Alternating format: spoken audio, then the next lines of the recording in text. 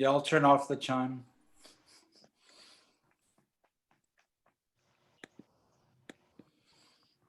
We have sound. Yeah, that was sound.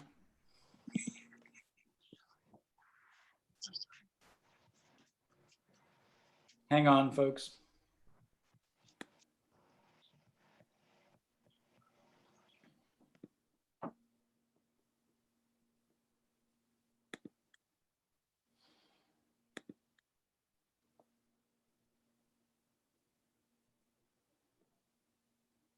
Don't forget to rename yourselves.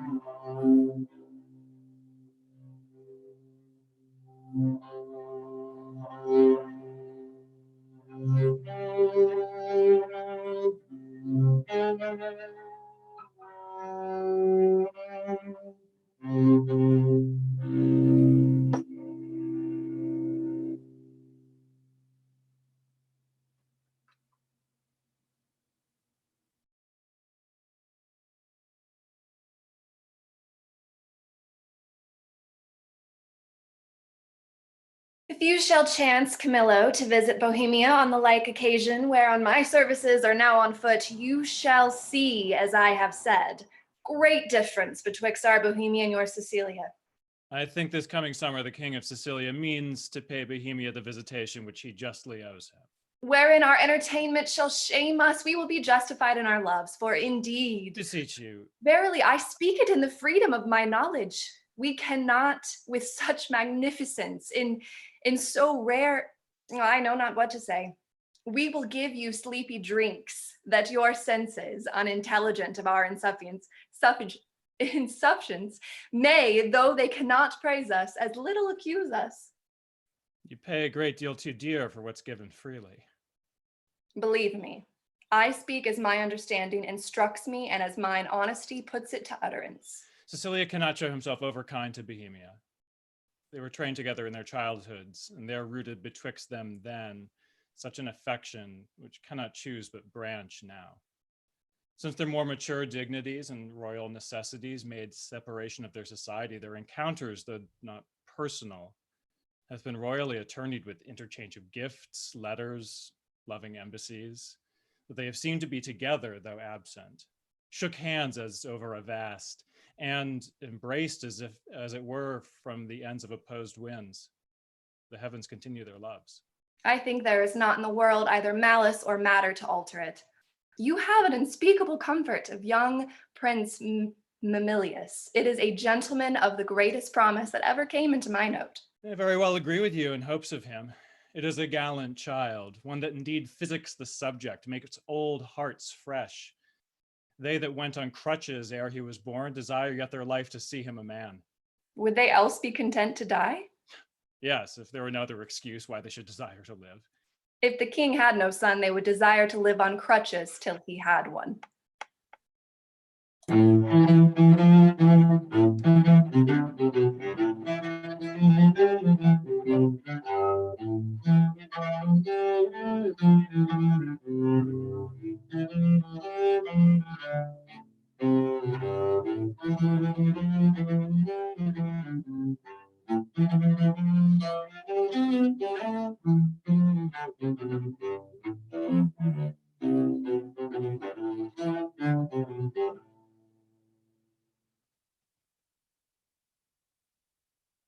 Nine changes of the watery star hath been the shepherd's note since we have left our throne without a burden. Time as long again would be filled up, my brother, with our thanks, and yet we should for perpetuity go hence in debt. And therefore, like a cipher, yet standing in rich place, I multiply with one, we thank you, many thousands more that go before it. Stay your thanks a while and pay them when you part. Uh-huh. That's tomorrow. I'm questioned by my fears of what may chance or breed upon our absence, that may blow no sneaping winds at home to make us say, this is put forth too truly. Besides, I have stayed to tire your royalty. We are tougher, brother, than you can put us to. No longer stay. 1 7 night longer. Very soon tomorrow. We'll part the time betweens then, and in that, I'll no gainsaying. Press me not, beseech you so. There is no tongue that moves, none in the world, so soon as yours could win me. So it should now, were there necessity in your request, although 'twere needful I denied it. My affairs do even drag me homeward, which to hinder were in your love a whip to me. My stay to you a charge and trouble, to save both. Farewell, our brother. Tongue-tied, our queen? Speak you. I had thought, sir, to have held my peace until you had drawn oaths from him not to stay. You, sir, charge him too coldly. Tell him you are sure all in Bohemia's well. This satisfaction the bygone day proclaimed. Say this to him, he's beat from his best ward. Well said, Hermione. To tell he longs to see his son were strong. But let him say so then, and let him go. But let him swear so, and he shall not stay. We'll thwack him hence and with distaffs. Yet of your royal presence I'll adventure borrow a week. That when at Bohemia you take my lord, I'll give him my confession, to let him there a month behind the guest, prefixed for his parting. Yet good deed, Leontes, I lovely not ajar the clock behind what ladies she her lord. You'll stay. No, madam. Nay, but you will. I may not, verily. Verily. Oh, you put me off with limber vows, but I thought you would seek and unsphere the stars with oaths. Should say yet, sir, no going. Verily, you shall not go. A lady's verily is as potent as a lord's. Will you go yet? Force me to keep you as prisoner? Not like a guest, so you shall pay your fees when you depart and save your thanks. How say you? My prisoner or my guest? By your dread, verily, you will be one of them. Your guest, then, madam. To be your prisoner should import offending, which is for me less easy to commit than you to punish. Oh, not your jailer then, but your kind hostess. Come, I'll question you of my lord's tricks when you were boys. You were pretty lordlings then. We were, fair queen. Two lads that thought there was no more behind but such a day tomorrow as today. And to be boy eternal. Ooh, was not my lord the verier wag of the two? We were as twinned lambs that did frisk of the sun and bleat the one at the other. What we changed was innocence for innocence. We knew not the doctrine of ill doing, nor dreamed that any did. Had we pursued that life, and our weak spirits ne'er been higher reared with stronger blood, we should have answered heaven boldly, not guilty. The imposition cleared hereditary hours. By this we gather you have tripped sense. Oh, my most sacred lady, temptations have since then been born to us, for in those unfledged days was my wife a girl. Your precious self had not crossed the eyes of my young playfellow. Grace to boot. Of this make no conclusion, lest you say your queen and I are devils. Yet go on, the offenses we have made you do will answer. If you first sinned with us, and that with us you did continue fault, and that you slipped not with any but us. Is he won yet? He'll stay, my lord. At my request he would not, Hermione, my dearest. Thou never spokest to better purpose. Never. Never but once. What have I said? Have I twice said well? When was before? I prithee, tell me, cram us with praise and make us as fat as tame things. One good deed dying tongueless slaughters 1,000 waiting upon that. Our praises are our wages. You may ride us with one soft kiss, 1,000 furlongs ere we spur with heat and acre. But the goal, my last good deed was to entreat his stay. What was my first? It has an elder sister. Or do I mistake you? Oh, would her name were Grace. But once before I spoke to the purpose when? Nay, let me have it, I long. Why, that was when 3 crabbed months had soured themselves to death. Ere I could make thy open thy white hand and clap thyself, my love, then didst thou utter, I am yours forever. Is Grace indeed? Why, lo you now, I have spoke to the purpose twice. The one forever earned a royal husband. The other, for some while, a friend. Too hot, too hot. To mingle friendship far is mingling bloods. I have tremor cordis on me. My heart dances, but not for joy. Not joy. This entertainment may a free face put on, derive a liberty from heartiness, from bounty, fertile bosom, and well become the agent. It may, I grant, but to be paddling palms and pinching fingers as they are now, making practice smiles as in a looking glass, and then to sigh, as 'twere the more to the dear. Oh, that is entertainment. My bosom likes it not, nor my brows. Mamilius, art thou my boy?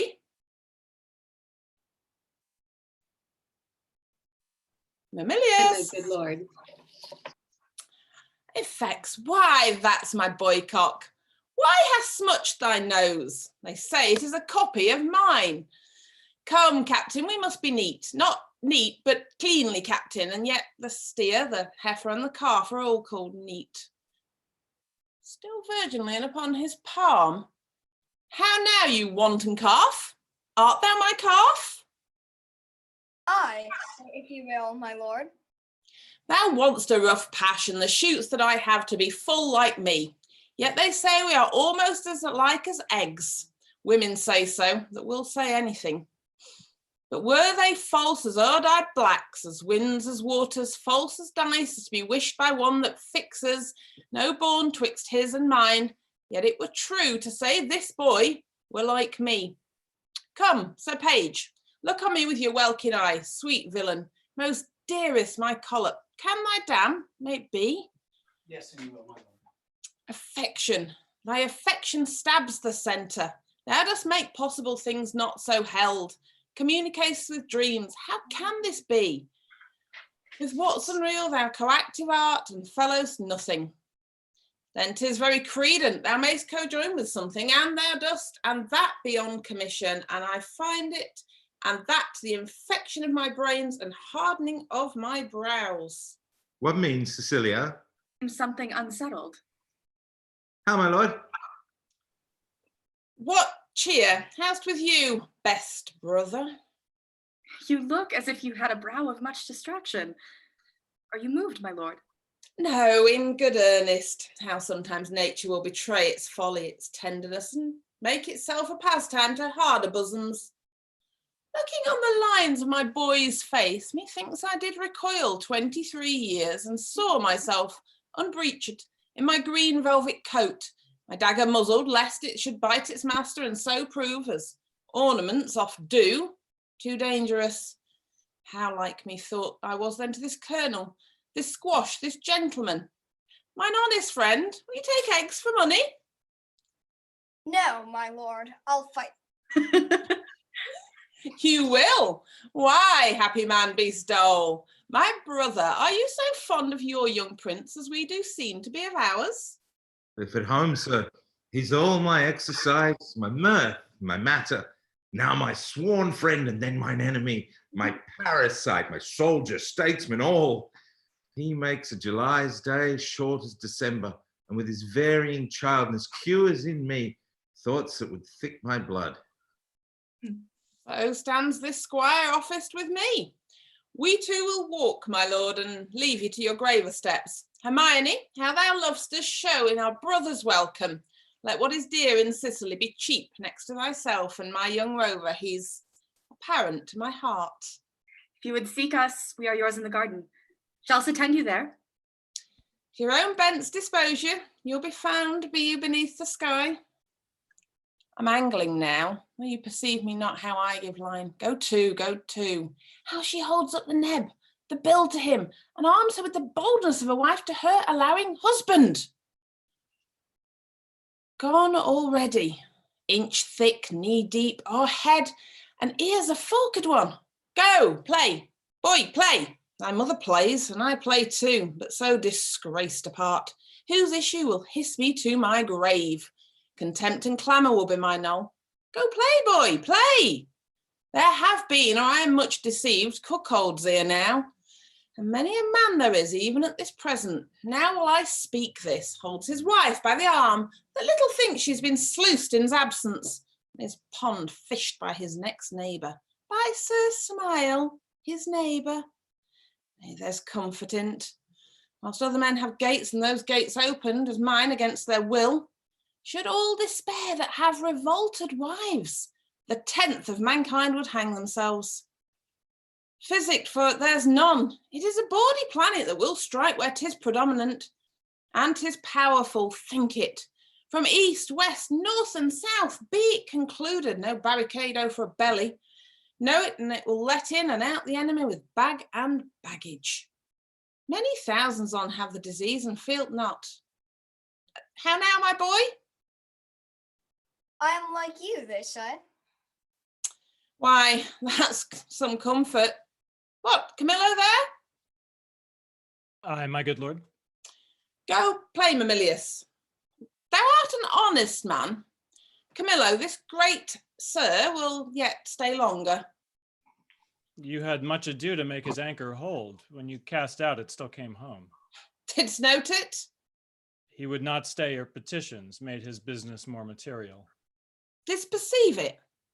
They're here with me already, whispering, rounding. Cecilia is so forth. 'Tis far gone when I shall gust it last. How came't, Camillo, that he did stay? At the good queen's entreaty. At the queen's be it. Good should be pertinent, but so it is not. Is this taken by any understanding pate but thine? For thy conceit is soaking, will draw in more than the common blocks, not noted is't, but of the finer natures by some severals of headpiece extraordinary. Lower messers, perchance, are to this business purblind, say? Business, my lord? I think most understand Bohemia stays here longer.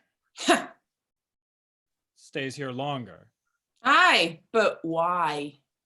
To satisfy your highness and the entreaties of our most gracious mistress. Satisfy? The entreaties of your mistress? Satisfy? Let that suffice. I've trusted thee, Camillo, with all the nearest things to my heart, as well my chamber counsels, wherein priest like thou hast cleansed my bosom, I from thee departed thy penitent reformed. But we have been deceived in thy integrity, deceived in that which seems so. Be it forbid, my lord.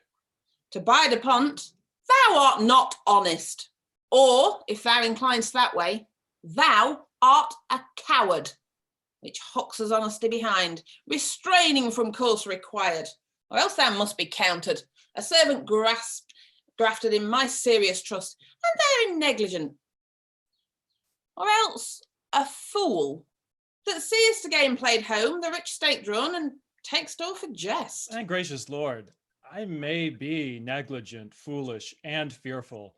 In every one of these no man is free, but that his negligence, his folly, fear among the infinite doings of the world sometimes puts forth. In your affairs, my Lord, if ever I were willful negligent, it was my folly. If industriously I played the fool, it was not my negligence, not weighing well the end. If ever fearful to do a thing where I the issue doubted, whereof the execution did cry out against non-performance, 'twas a fear which often affects the wisest.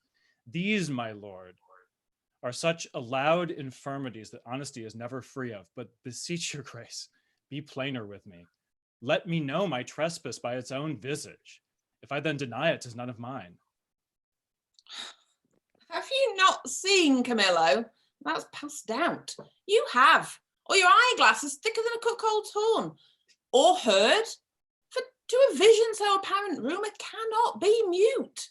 Or thought, for cogitation resides not in that man who does not think. My wife is slippery. If thou wilt confess, or else be impudently negative, to have nor eyes, nor ears, nor thought, then say my wife's a hobby horse, deserves the name as rank as any flax wench that puts to it before her troth plight. Say it and justify it. I would not be a stander by to hear my sovereign mistress clouded so without my present vengeance taken. Shrew my heart, you never spoke what did become you less than this, which to reiterate were sin as deep as that, though true.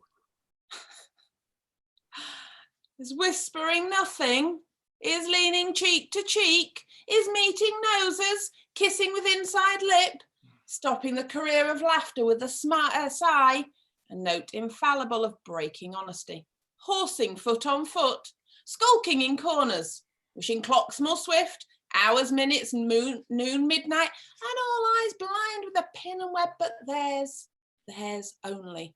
That would, unseen, be wicked. Is this nothing? Why then, the world and all that's in's is nothing. The covering sky is nothing. Bohemia nothing. My wife nothing.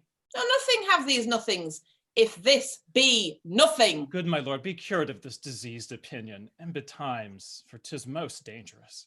Say it be, 'tis true. No, my lord. It is. You lie. You lie. I say thou liest, Camillo, and I hate thee. Pronounce thee a gross lout, a mindless slave, else a hovering temporizer that canst not see with thine eyes at once see good and evil, inclining to them both. My wife's liver infected as her life, she should not live the running of one glass. Who does infect her?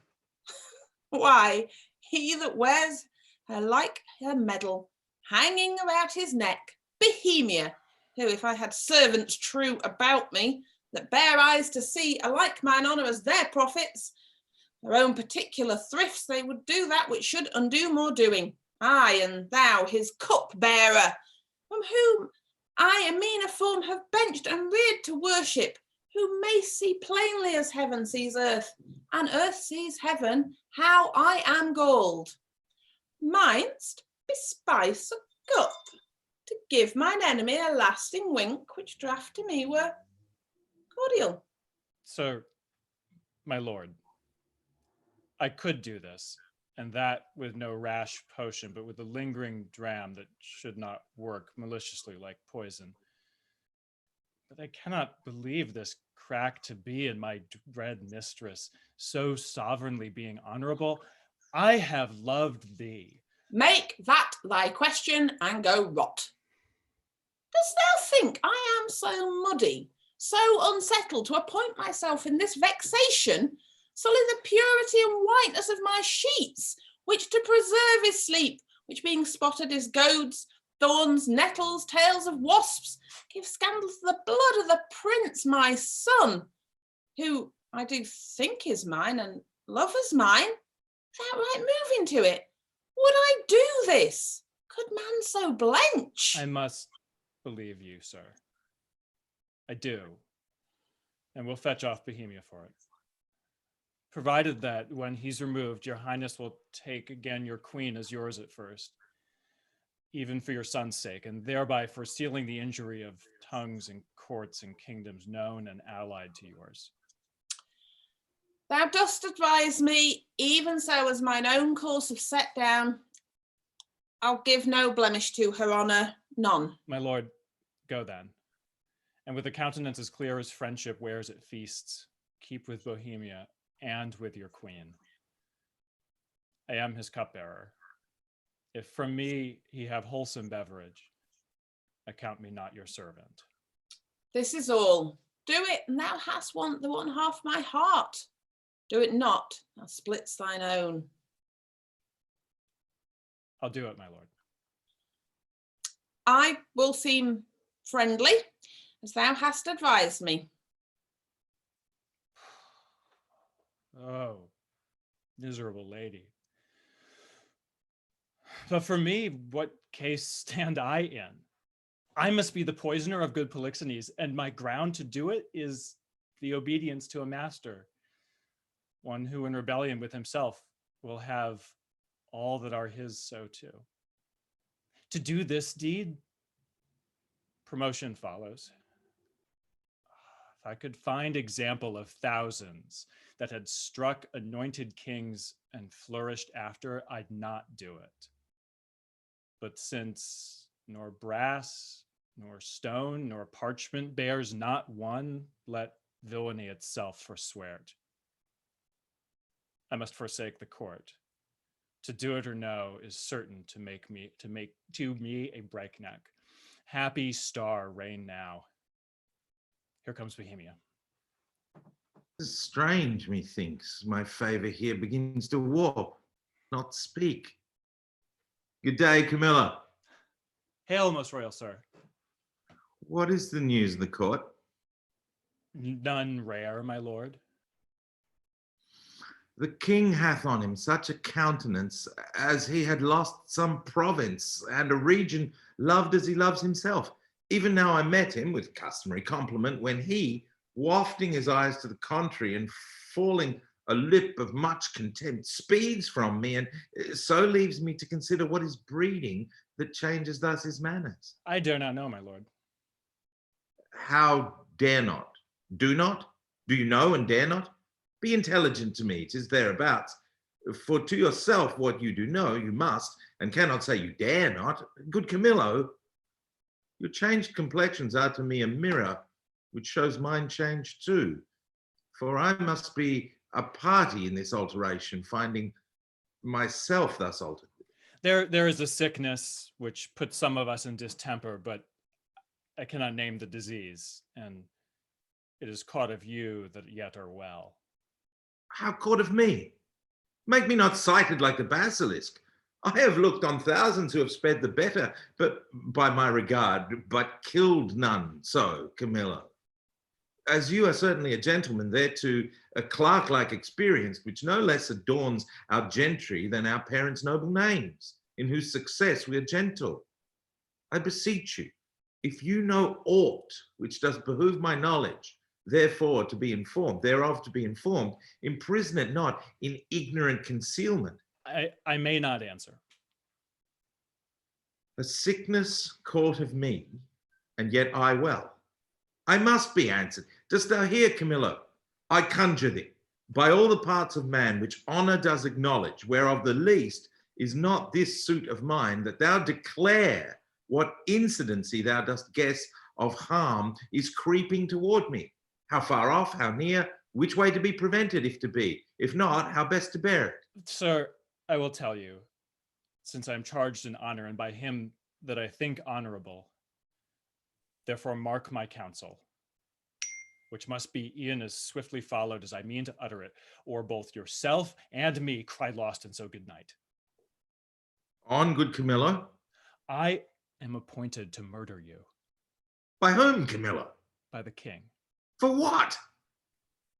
He thinks, nay, with all confidence, he swears, as he had seen it or been an instrument to vice you to it, that you have touched his queen forbiddenly. Oh, Then my best blood turn to an infected jelly, and my name be yoked with his that did betray the best. Turn then my freshest reputation to a savour that may strike the dullest nostril where I arrive, and my approach be shunned. Nay, hated too, worse than the greatest infection that e'er was heard or read. Swear his thought over by each particular star in heaven and by all their influences. You may as well forbid the sea for to obey the moon, as or by oath remove or counsel shake the fabric of his folly, whose foundation is piled upon his faith and will continue the standing of his body. How should this grow? I know not. But I am sure 'tis safer to avoid what's grown than question how 'tis born. If therefore you dare trust my honesty that lies enclosed in this trunk, which you shall bear along in pond away tonight. Your followers I will whisper to the business, and will by twos and threes at several posterns clear them out of the city. For myself, I'll put my fortunes at your service, which are here by this discovery lost. Be not uncertain. For by the honor of my parents, I have uttered truth, which, if you seek to prove, I dare not stand by, nor shall you be safer than one condemned by the king's own mouth thereon, his execution sworn. I do believe thee. I saw his heart in his face. Give me thy hand. Be pilot to me, and thy places shall still neighbour mine. My ships are ready, and my people did expect my hence departure 2 days ago. This jealousy is for a precious creature, as she's rare. Must it be great? And as his person's mighty, must it be violent? And as he does conceive, he is dishonored by a man which ever professed to him. Why, his revenges must in that be made more bitter. Fear o'ershades me. Good expedition be my friend, and comfort the gracious queen, part of his theme, but nothing of his ill-ta'en suspicion. Come, Camilla, I will respect thee as a father if thou bearest my life off hence. Let us avoid. It is mine authority to command the keys of all the posterns. Please your highness to take the urgent hour. Come, sir, away.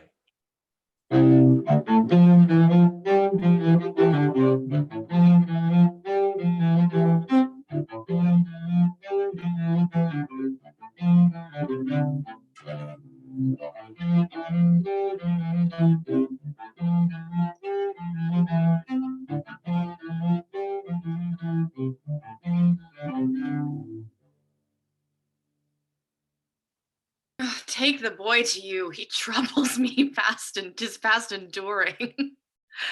My gracious lady, my gracious lord, shall I be your playfellow? No, none of you. Why, my sweet lord? You'll kiss me hard and speak to me as if I were a baby still. I love you better. And why so, my lord?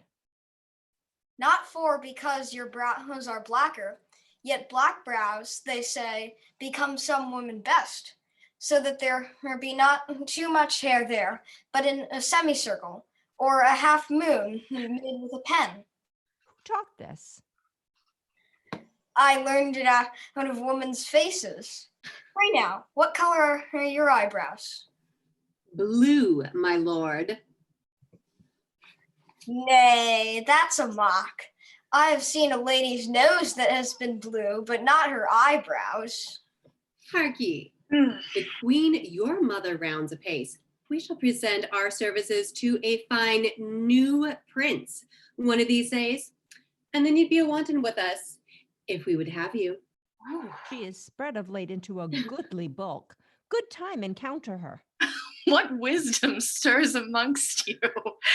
Come, sir, now, I am for you again. Pray you sit by us, tell us a tale. Merry or sad shall it be? As merry as you will.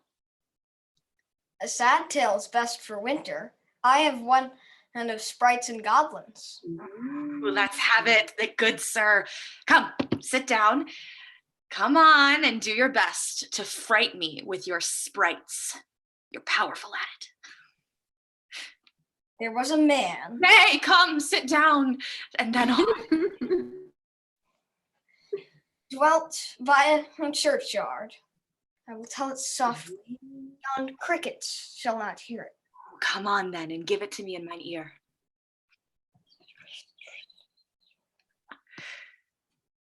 Was he met there, his train, Camillo with him?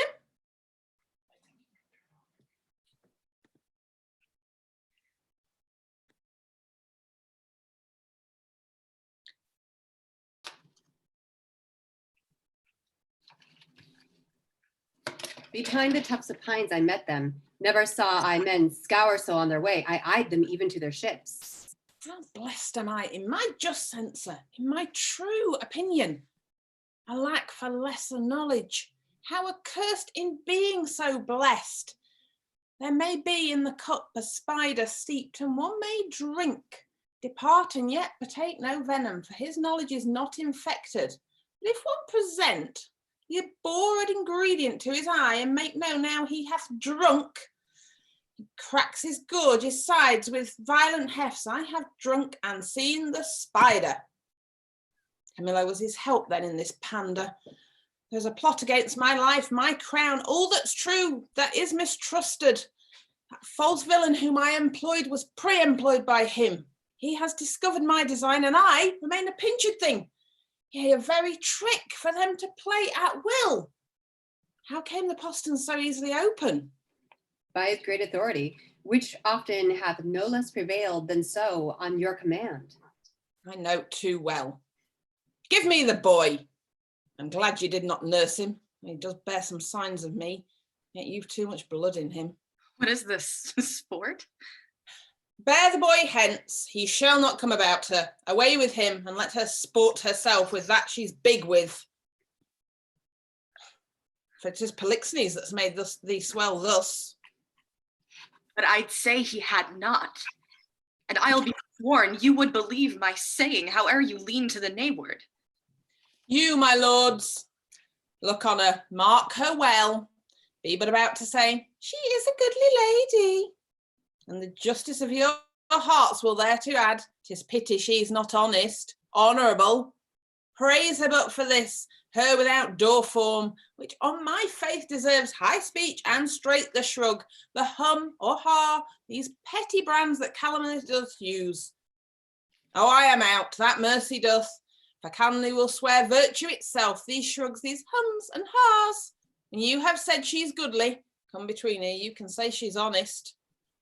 But be it known from him that has most cause to grieve, it should be, she's an adulteress. Should a villain say so, the most replenished villain in the world, he were as much more the villain. You, my lord, do but mistake. You have mistook my lady, Polixenes for Leontes. Oh, thou thing, which I'll not call a creature of thy place, lest barbarism, making me the precedent, should a like language used to all degrees, and mannerly distinguishment leave it out betwixt the prince and beggar. I have said she's an adulteress. I have said with whom. More, she's a traitor. And Camillo is a federary with her, and one that knows what she should shame to know herself, but with her most vile principle. She's a bed swerver, even as bad as those that vulgars give boldest titles, aye, and privy to this their late escape. No, by my life, privy to none of this. How will this grieve you, when you have come to clearer knowledge that you have thus published me? Gentle my lord, you can scarce write me thoroughly to say you did mistake. No, if I mistake in those foundations which I build upon, the centre is not big enough to bear a schoolboy's top. Away with her to prison. He who shall speak for her is afar off guilty, but that he speaks. There's some ill planet reigns. I must be patient till the heavens look with an aspect more favorable. Good my lords, I am not prone to weeping, as our sex commonly are. The want of such vain dew perchance shall dry your pities. But I have an honorable grief lodged here, which burns worse than tears drown. beseech you all, my lords, with thoughts so qualified as your charities shall best instruct you, measure me. And so the king's will be performed. Shall I be heard? Who is that goes with me? Beseech your highness, my women may be with me, for you see, my plight requires it. Do not weep, good fools, there is no cause. When you shall know your mistress has deserved prison, then abound in tears as I come out. This action I now go on is for my better grace. Adieu, my lord. I never wish to see you sorry now. I trust I shall. My women come, you have leave. Go, do our bidding, hence. Beseech your highness, call the queen again. Be certain what you do, sir, lest your justice prove violence, in the which three great ones suffer: yourself, your queen, your son. For her, my lord, I dare my life lay down, and will do it, sir. Please you to accept it, that the queen is spotless in the eyes of heaven, and to you I mean in this which you accuse her. If it proves she's otherwise, I'll keep my stables where I lodge my wife. I'll go in couples with her, then when I feel and see her no farther, trust her. For every inch of woman in the world, aye, every dram of woman's flesh is false, if she be. Hold your pieces. Good my lord. It is for you we speak, not for ourselves. You are abused, and by some putter on that will be damned for it. Would I knew the villain, I would land damn him. Be she honored flawed, I have 3 daughters. The eldest is 11, the second and the third 9, and some 5. If this prove true, they'll pay for it. By mine honor, I'll geld them all. 14 they shall not see to bring false generations. They are co-heirs, and I had rather glib myself than they should not produce for fair issue. Cease! No more. You smell this business with a sense as cold as is a dead man's nose. But I do see it, feel it, as you feel doing thus, and see with all the instruments that feel. If it be so, we need no grave to bury honesty. There's not a grain of it, the face to sweeten, of the whole dungy earth. What? Lack I credit? I had rather you did lack than I, my lord, upon this ground. And more it would content me to have her honor true than your suspicion, be blamed for how you might.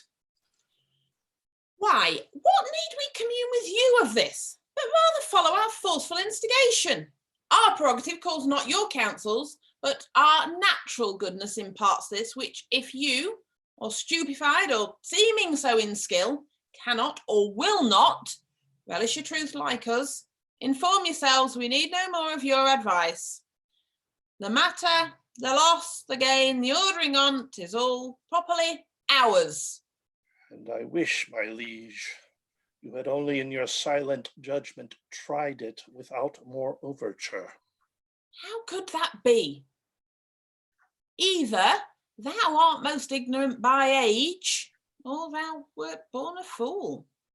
Camillo's flight added to their familiarity, which was as gross as ever touched conjecture, that lacked sight only, naught for approbation, but only seeing all other circumstances made up to the deed, doth push on this proceeding.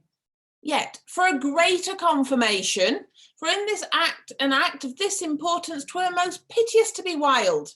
I have dispatched in post to sacred Delphos, to Apollo's temple, Cleomenes and Dion, whom you know of stuff sufficiency.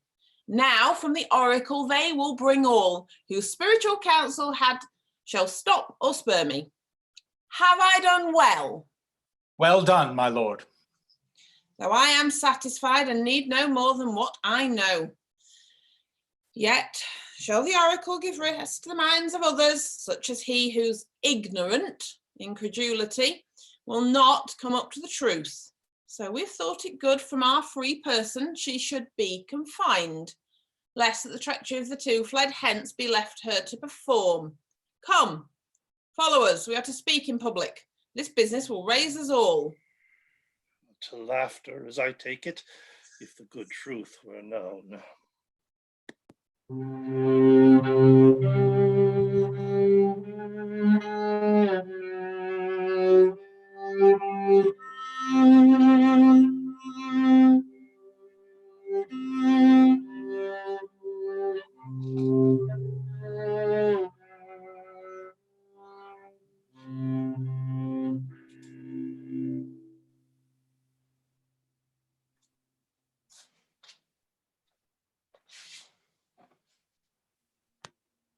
The keeper of the prison, call to him. Let him have knowledge who I am. Good lady, no court in Europe is too good for thee. What dost thou then in prison?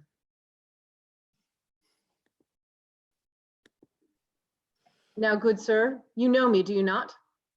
For a worthy lady and one who I much honor. Pray you then, conduct me to the queen. I may not, madam. To the contrary, I have express commandment.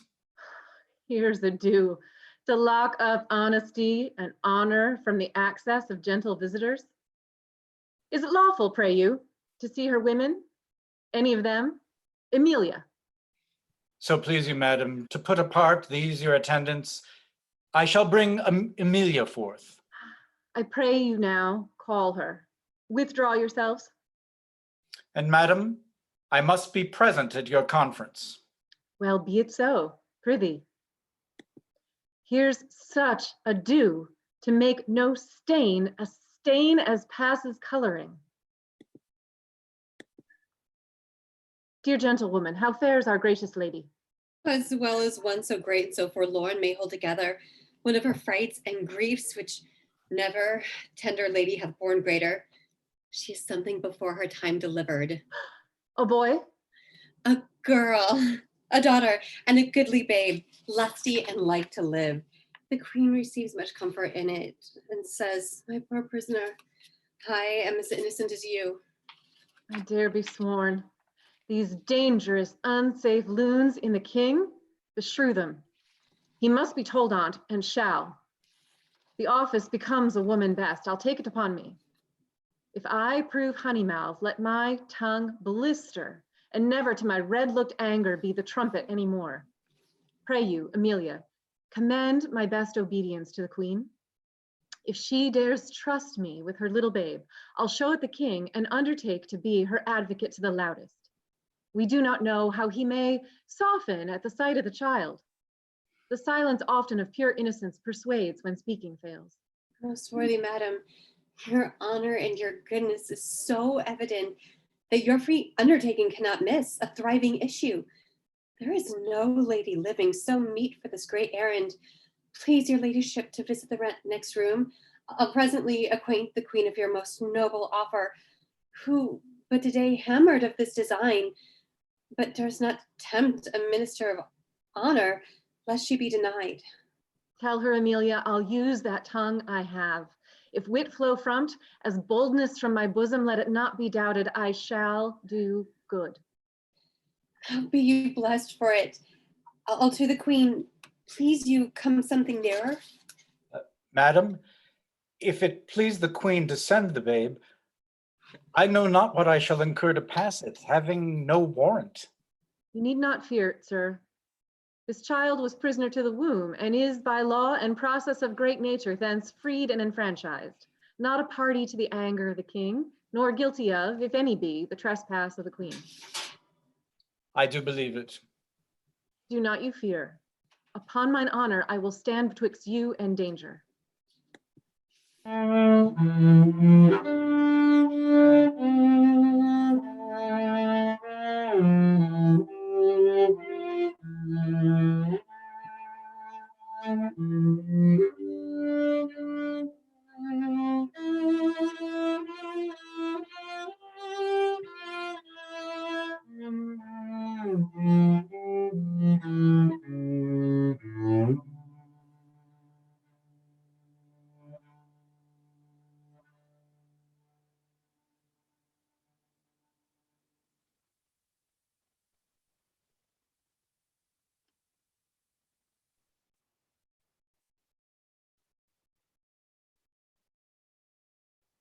nor night, nor day, no rest. It is but weakness to bear the matter thus, mere weakness. If the cause were not in being, part of the cause, she, the adulteress for the harlot king, is quite beyond mine arm, out of the blank and level of my brain, plot proof. But she I can hook to me, say that she were gone, given to the fire, a moiety of my rest might come to me again. Who's there? My lord, How does the boy? he took good rest tonight. 'Tis hoped his sickness is discharged. To see his nobleness conceiving the dishonour of his mother, he straight declined, drooped, took it deeply, fastened and fixed the shame on't in himself, threw off his spirit, his appetite, his sleep, and downright languished. Leave me solely, go, see how he fares. Fie, no thought of him, the very thought of my revenge is that way recoil upon me. Himself too mighty, and in his parties his alliance. Let him be until a time may serve for present vengeance, take it on her. Camillo and Polixenes laugh at me, make their pastime my sorrow. Should not laugh if I could reach them, nor shall she within my power. You must not enter. Nay, rather, good my lords, be second to me. Fear you his tyrannous passion more, alas, than the queen's life? A gracious, innocent soul, more free than he is jealous. That's enough. Madam, he hath not slept tonight. Commanded none should come at him. Not so hot, good sir. I come to bring him sleep. 'Tis such as you that creep like shadows by him and do sigh at each his needless heavings. Such as you nourish the cause of his awaking. I do come with words as medicinal as true, honest as either, to purge him of that humor that presses him from sleep. What noise there? Ho? No noise, my lord, but needful conference about some gossips for your highness. How? Away with that audacious lady, Antigonus. I charge thee that she should not come about me. I knew she would. I told her so, my lord, on your displeasure's peril and on mine. She should not visit you. What? Canst not rule her? From all dishonesty he can in this, unless he take the course that you have done, commit me for committing honor. Trust it, he shall not rule me. You hear. When she will take the rein, I let her run. But she'll not stumble. Good, my liege, I come, and I beseech you hear me, who professes myself your loyal servant, your physician, your most obedient counselor, yet that dares less appear so in comforting your evils than such as most seems yours. I say, I come from your good queen. Good queen? Good queen, my lord, good queen, I say, good queen. And would by combat make her good, so were I a man the worst about you. Force her hence. Let him that makes but trifles of his eyes first hand me. On mine own accord I'll off, but first I'll do my errand. The good queen, for she is good, hath brought you forth a daughter. Here 'tis, commends it to your blessing. A mankind witch, hence with her, out of door, a most intelligence in board. Not so. I am as ignorant in that as you in so entitling me, and no less honest than you are mad, which is enough, I'll warrant, as this world goes to pass for honest. Traitors, will you not push her out? Give her the bastard, thou dotard. Thou art woman tired, unroosted, by thy dame partlet here. Take up the bastard.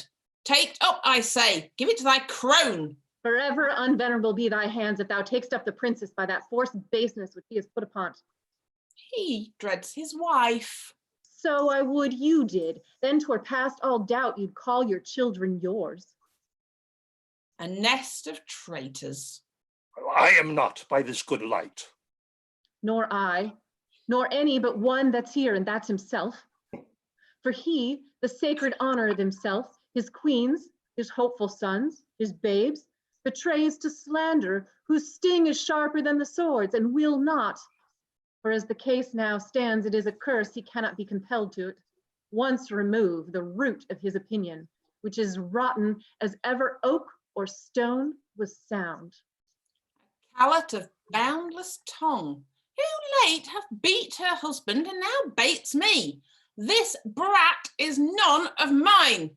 It's the issue of Polixenes. Hence with it, and together with the dam, commit them to the fire. It is yours. And might we lay the old proverb to your charge? So like you, 'tis the worse. Behold, my lords, although the print be little, the whole matter and copy of the father, eye, nose, lip, the trick of his frown, his forehead, nay, the valley, the pretty dimples of his chin and cheek, his smiles, the very mold and frame of hand, nail, finger. And thou, good goddess nature, which hast made it so like to him that got it, if thou hast the ordering of the mind too, amongst all colors no yellow in it, lest she suspect, as he does, her children not her husband's. Her gross hag. And Lousel, thou art worthy to be hanged that will not stay her tongue. Hang all the husbands that cannot do that feat. You'll leave yourself hardly one subject. Once more, take her hence. A most unworthy and unnatural lord can do no more. I'll have thee burnt. I care not. It is an heretic that makes the fire, not she which burns it. I'll not call you tyrant, but this most cruel usage of your queen, not able to produce more accusation than your own weak-hinged fancy, something savors of tyranny, and will ignoble make you, yea, scandalous to the world. On your allegiance, out of the chamber with her. Were I a tyrant, where were her life? She does not call me so if she know me one. Away with her! Pray you, lords, do not push me. I'll be gone. Look to your babe, my lord. 'Tis yours. Jove send her a better guiding spirit. What needs these hands? You that are thus so tender o'er his follies will ne'er do him good, not one of you. So farewell, we are gone.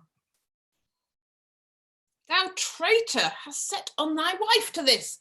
My child, away with it. Even thou that hast a heart so tender o'er it, take it hence and see it instantly consumed with fire. Even thou, and none but thou, take it up straight, within this hour, bring me word 'tis done, and by good testimony, or I'll seize thy life, with what thou call'st out thine. If thou refuse and will encounter with my wrath, say so. The bastard brains with these my proper hand shall I dash out. Go, take it to the fire, for thou set'st on thy wife. I did not, sir. These lords, my fellows, if they please, can clear me in it. We can, my royal liege. He is not guilty of her coming hither. You're liars, all. Beseech your highness, give us better credit. We have always truly served you, and beseech so to esteem of us, and on our knees we beg, as recompense of our dear services past and to come, that you do change this purpose, which being so horrible, so bloody, must lead on to some foul issue. We all kneel. I'm a feather, for which each wind that blows shall I live on to see this bastard kneel and call me father. Better burn it now than curse it then. But be it, let it live, it shall not neither. You, sir, come hither. You that have been so tenderly officious with Lady Marjorie, your midwife there, to save this bastard's life, for 'tis a bastard. So sure as this beard's grey, what will you adventure to save this brat's life? Anything, my lord, that my ability may undergo and nobleness impose. At least thus much. I'll pawn the little blood which I have left to save the innocent. Anything possible. It shall be possible. Swear by this sword thou wilt perform my bidding. I will, my lord. Mark and perform it. Seest thou, for the fail of any point in't shall not only be death to thyself, but to thy lewd-tongued wife, whom for this time we pardon. We enjoin thee, as thou art liegeman to us, that thou carry this female bastard hence, and that thou bear it to some remote and desert place quite out of our dominions, and that there thou leave it without more mercy to its own protection and favour of the climate. As by strange fortune it came to us, I do in justice charge thee on thy soul's peril and thy body's torture, that thou commend it strangely to some place where chance may nurse or end it. Take it up. I swear to do this, though a present death had been more merciful.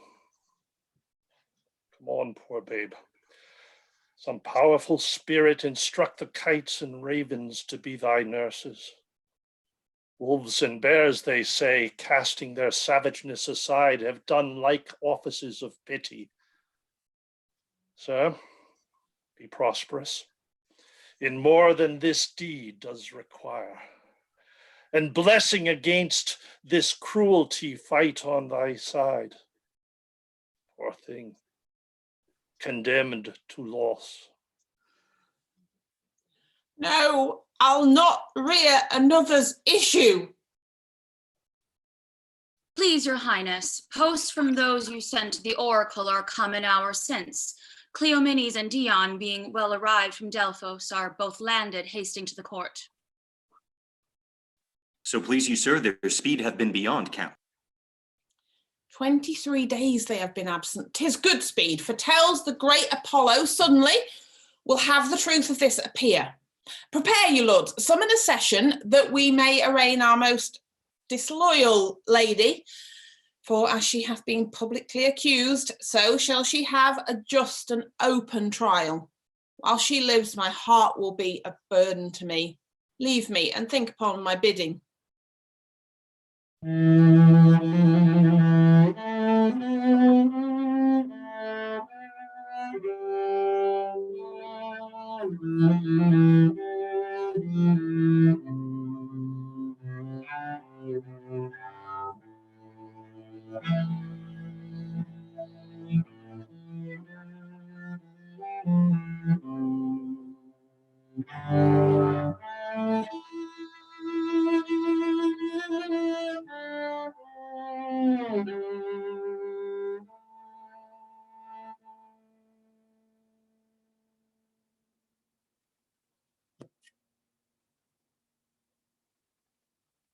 The climate's delicate, the air most sweet, fertile the isle, the temple much surpassing the common praise it bears. I shall report, for most to caught me the celestial habits, methinks I so should turn them, and the reverence of the grave wearers.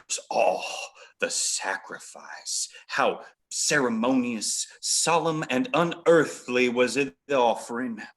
But of all, the burst and the ear-deafening voice of the oracle, kin to Jove's thunder, so surprised my sense that I was nothing. If the event of the journey prove successful to the queen, oh, be it so, as it hath been to us rare, pleasant, speedy. The time is worth the use on it.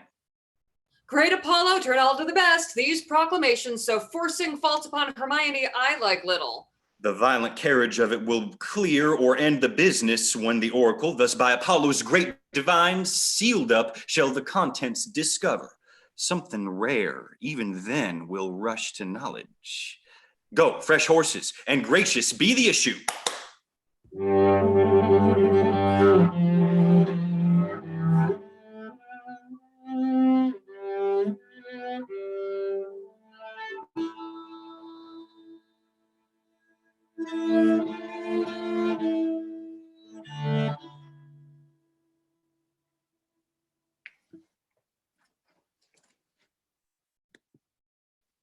This sessions to our great grief we pronounce even pushes against our heart. The party tried, the daughter of a king, our wife and one of us too much beloved. Let us be cleared of being tyrannous, since we so openly proceed in justice, which shall have due course, even to the guilt or the purgation. Produce the prisoner. It is His Highness' pleasure that the Queen appear in person here in court. Read the indictment. Hermione, Queen to the worthy Leontes, King of Sicilia, thou art here accused and arraigned of high treason in committing adultery with Polixenes, King of Bohemia, and conspiring with Camillo to take away the life of our sovereign lord the king, thy royal husband. The pretense whereof being by circumstances partly laid open, thou, Hermione, contrary to the faith and allegiance of a true subject, didst counsel and aid them for their better safety to fly away by night. Since what I am to say must be that which contradicts my accusation, and the testimony on my part no other but what comes from myself, it shall scarce boot me to say not guilty. Mine integrity being counted falsehood shall, as I express it, be so received. But thus, if powers divine behold our human actions as they do, I doubt not then, but innocence shall make false accusation blush, and tyranny tremble at patience.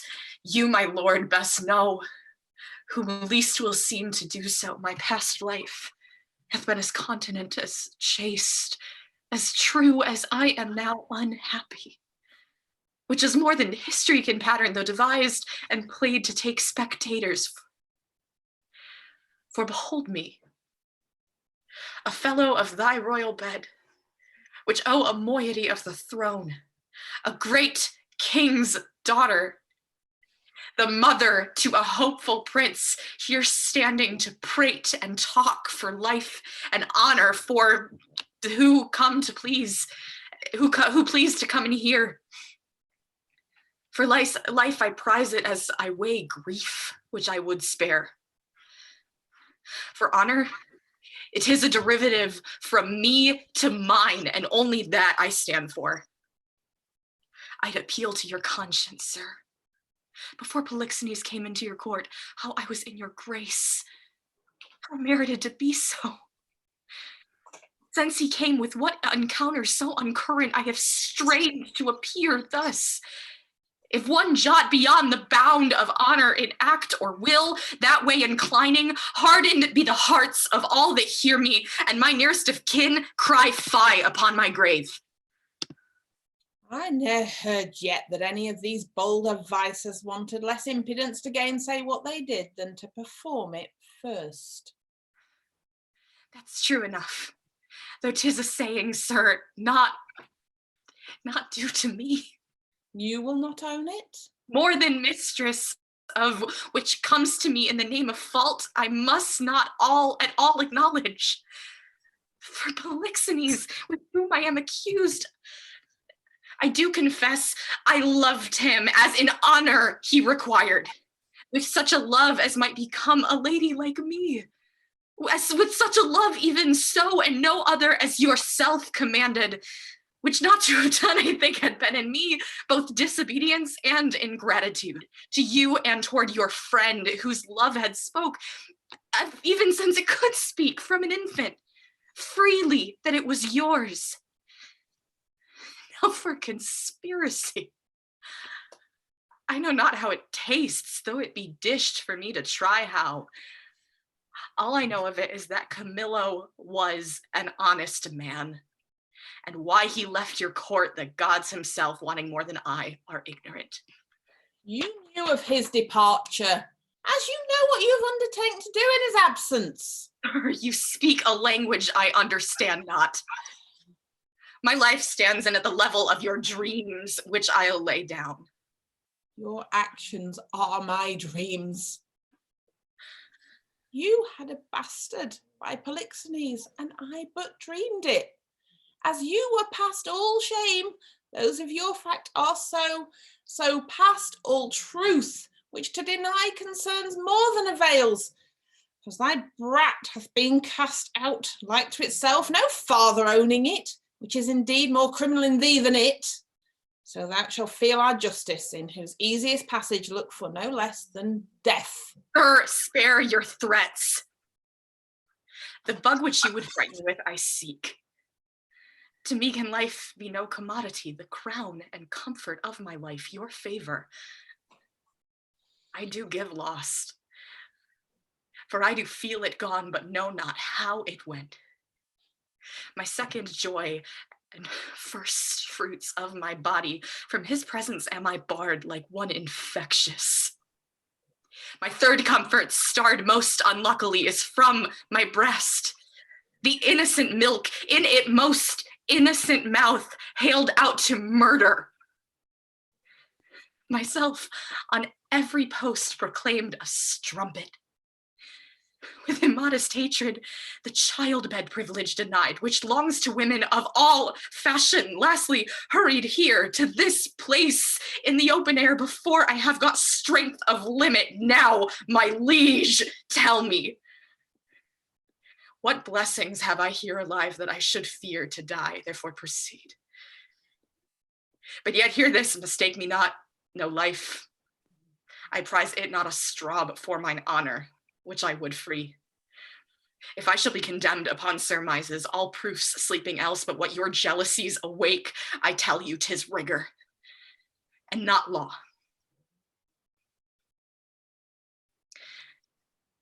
Your honors all, I do refer me to the oracle. Apollo be my judge.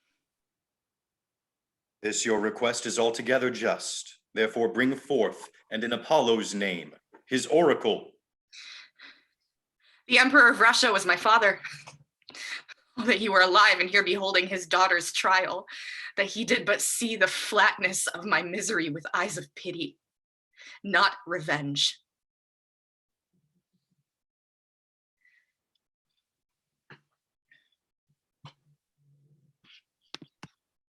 You shall here swear upon this sword of justice that you, Cleomenes and Dion, have been both at Delphos, and from thence have brought this sealed up oracle by the hand delivered of great Apollo's priest, and that since then you have not dared to break the holy seal, nor read the secrets in it. All this we swear. All this we swear. Break up the seals and read.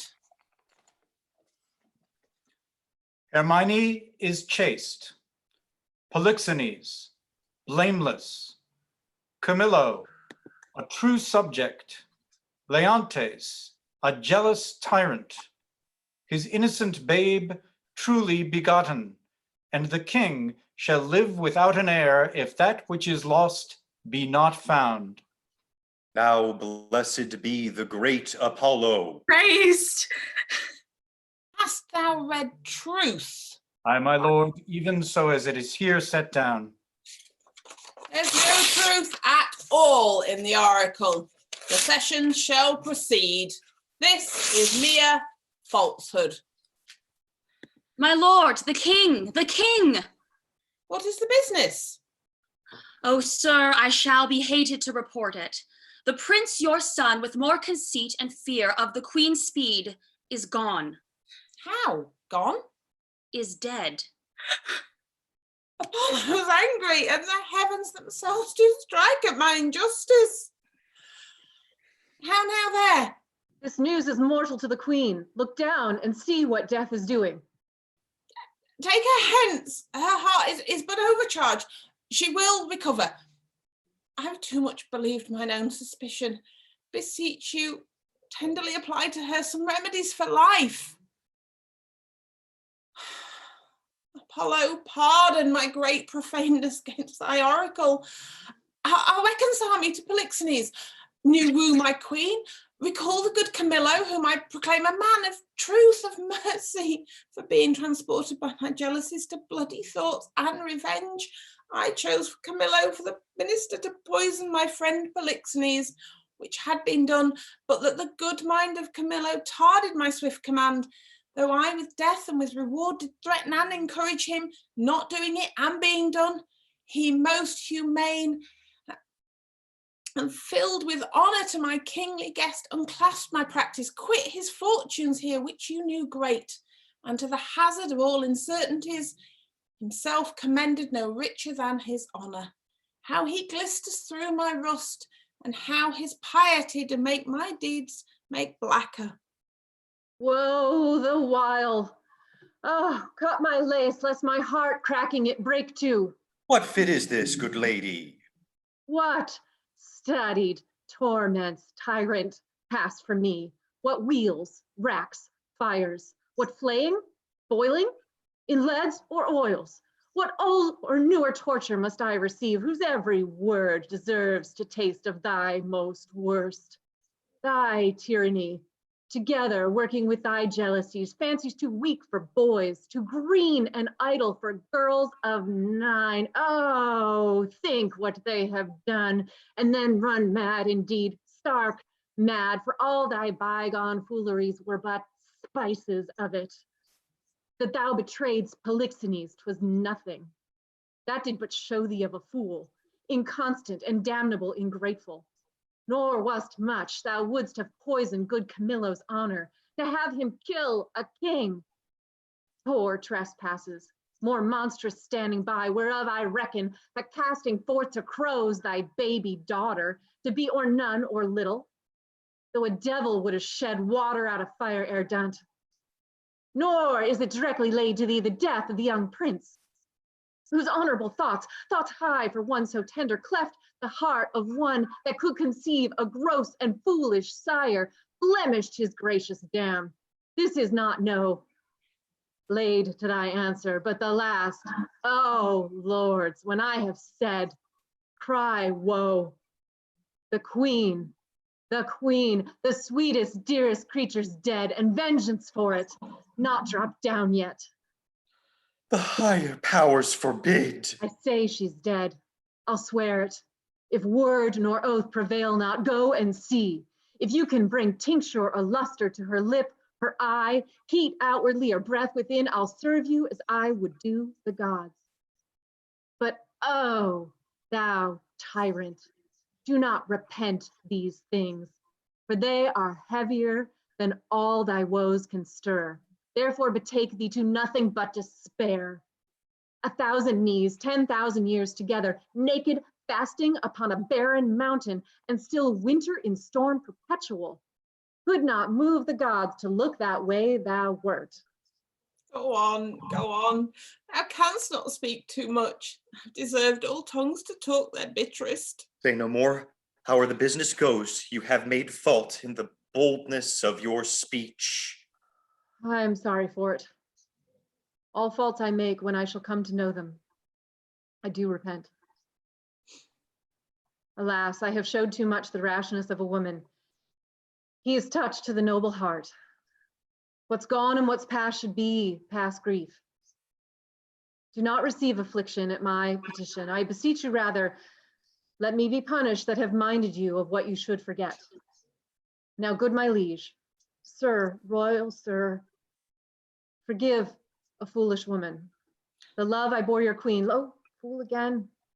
I'll speak of her no more, nor of your children. I'll not remember you of mine own lord, who is lost too. Take your patience to you, and I'll say nothing. Thou didst speak but well when most the truth, which I receive much better than to be pitied of thee. Prithee, bring me to the dead bodies of my queen and son. One grave shall be for both.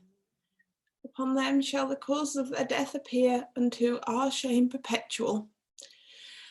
Once a day I'll visit the chapel where they lie, and tears shed there shall be my recreation, so long as nature will bear up this exercise, so long I daily vow to use it. Come and lead me to those sorrows.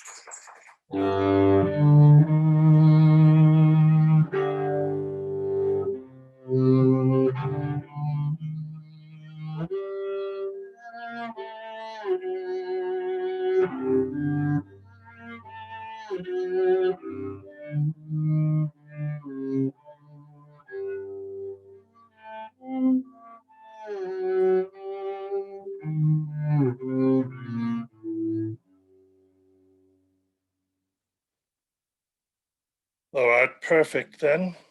Our ship hath touched upon the deserts of Bohemia. Aye, my lord, and fear we have landed in ill time. The skies look grimly and have threatened present blusters. My conscience, the heavens with that we have in hand are angry and frown upon us. Their sacred wills be done. Get thee aboard. Look to thy bark. I'll not be long before I call upon thee. Make your best haste, and go not too far in the land. 'Tis like to be loud weather. Besides, this place is famous for the creatures of prey that keep upon it. Go thou away. I'll follow instantly. Me glad at heart to be rid of the business. Come, poor babe. I have heard, but not believed, the spirits of the dead may walk again. If such thing be, thy mother appeared to me last night. For ne'er was dream so like a waking. To me comes a creature. Sometimes her head on one side, sometime another. I never saw a vessel of such like sorrow, so filled and so becoming. In pure very sanctity, she did approach my cabin where I lay, thrice bowed before me, and gasping to begin some speech, her eyes became two spouts. The fury spent, anon did this break from her. Good Antigonus, since fate, against thy better disposition, hath made thy person for the thrower out of my poor babe, according to thine oath, places remote enough are in Bohemia. There weep and leave it crying. And for the babe is counted lost forever, perditia, I prithee call it. For this ungentle business, put on thee by my lord, thou ne'er shalt see thy wife Paulina more. And so with shrieks she melted into air. Frighted much, I did in time collect myself and thought this was so, and no slumber. Dreams are toys. Yet for this once, superstitiously, I will be squared by this. I do believe Hermione hath suffered death. Hollowood, this being indeed the issue of King Polixenes, I should here be laid. It should here be laid, either for life or death, upon the earth of its right father. Blossom, speed thee well.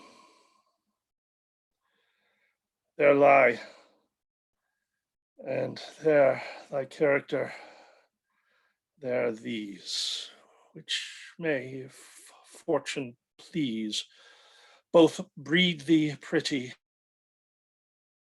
rest.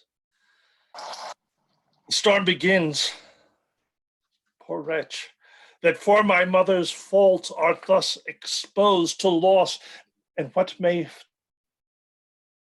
not, but my heart bleeds, and most accursed am I to be by my oath enjoined to this. Farewell. The day frowns more and more. Thou art like to have a lullaby too rough. I never saw the heavens so dim by day. A savage clamor! Well, may I get aboard? This is the chase. I am gone forever.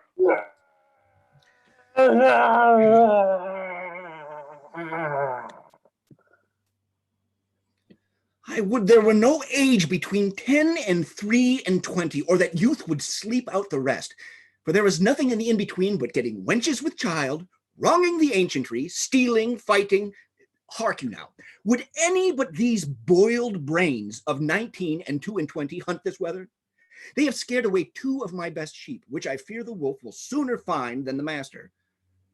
Oh, if anywhere I have them, 'tis by the seaside browsing of ivy. Good luck, and it be thy will. What have we here? Mercy on us, it's a bairn. It's a very pretty bairn. A boy or a child, I wonder. It's a pretty one, a very pretty one. Sure some scape. Though I am not bookish, yet I can read waiting gentlewoman in the scape.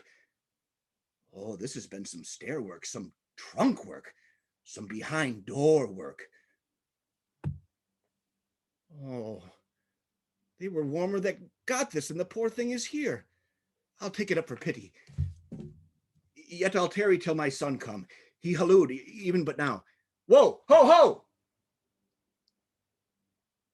Hello, hello. What, art so near? If thou see it's a thing to talk on when thou art dead and rotten, come hither. What ailest thou, man? I have seen two such sights by sea and by land, but I am not to say it is a sea, for it is now the sky. Betwixt the firmament and you cannot thrust a bodkin's point. Why, boy, how is it? Oh, I would you but did see how it chafes. Oh, how it rages, how it takes up the shore. But that's not the point. Oh, the most piteous cry of the poor soul, sometimes to see him and not to see him. Now the ship boring the moon with her mainmast and anon swallowed with yeast and froth, as you'd thrust a cork into a hogshead. And then for the land service, oh, to see how the bear tore out his shoulder bone, how he cried for me to help and said his name was Antigonus, a nobleman. But to make an end of the ship, to see how the sea flapped, dragged it, but first how the poor souls roared, and the sea mocked them, and how the poor gentleman roared, and the bear mocked him, both roaring louder than the sea or the weather. Name of mercy, when was this, boy? Now I have not winked since I saw these sights.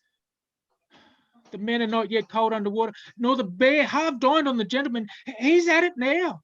Oh, would I had been by to have helped the old man. I would you had been by the ship's side to have helped her. There your charity would have lacked footing. Heavy matters, heavy matters. But look thee here, boy, now bless thyself. Thou metst with things dying, I with things newborn. Here is a sight for thee. Look thee here. Take up. Open it. So let's see. It was told me I should be rich by the fairies. This is some changeling. Open it. What's within, boy? You're a made old man. If the sins of your youth are forgiven you, you're well to live. Gold, all gold. Oh, this is fairy gold, boy, and 'twill prove so. Up with it, keep it close. Home, the next way. We are lucky, boy, and to be so still requires nothing but secrecy. Let my sheep go. Come, good boy, the next way home. Go you the next way, you're home with the findings. I'll go see the bear. Be gone from the gentleman how much he have eaten. They never curse when they are hungry. If there be anything left of him, I'll bury it. Oh, that's a good deed. If thou mayest discern by that which is left of him what he is, fetch me to the sight of him. Yeah, marry will I, and you shall help to put him in the ground. 'Tis a lucky day, boy, and we'll do good deeds on it.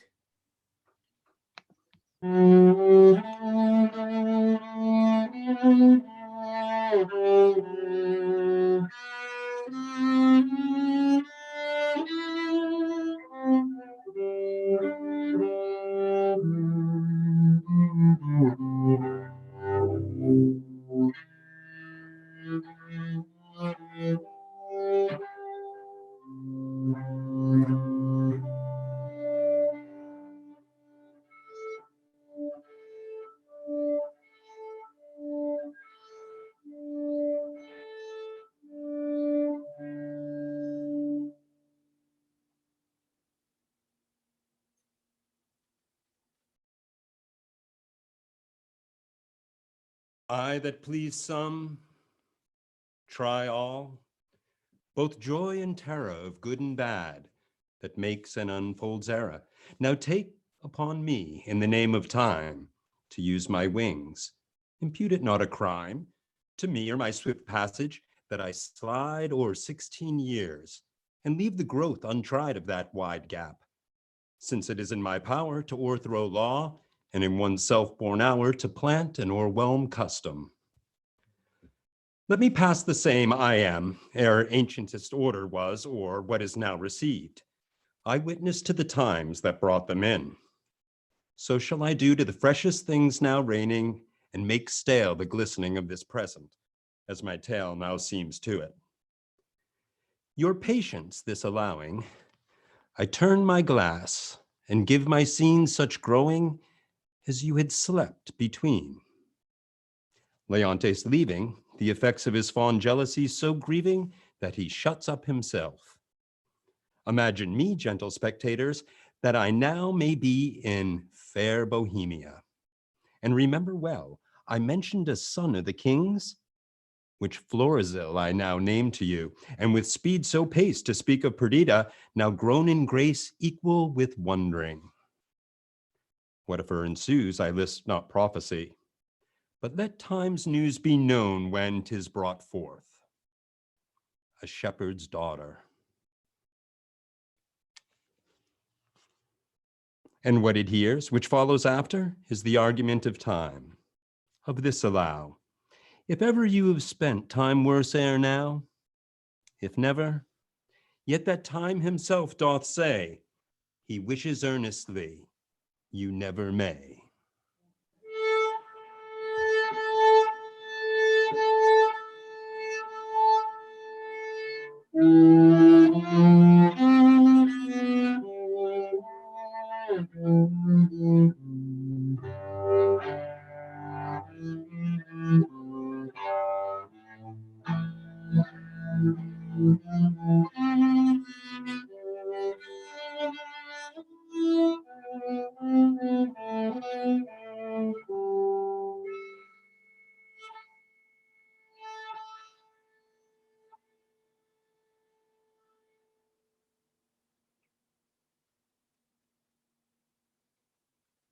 I pray thee, good Camillo, be no more importunate. It is a sickness denying thee anything, a death to grant these.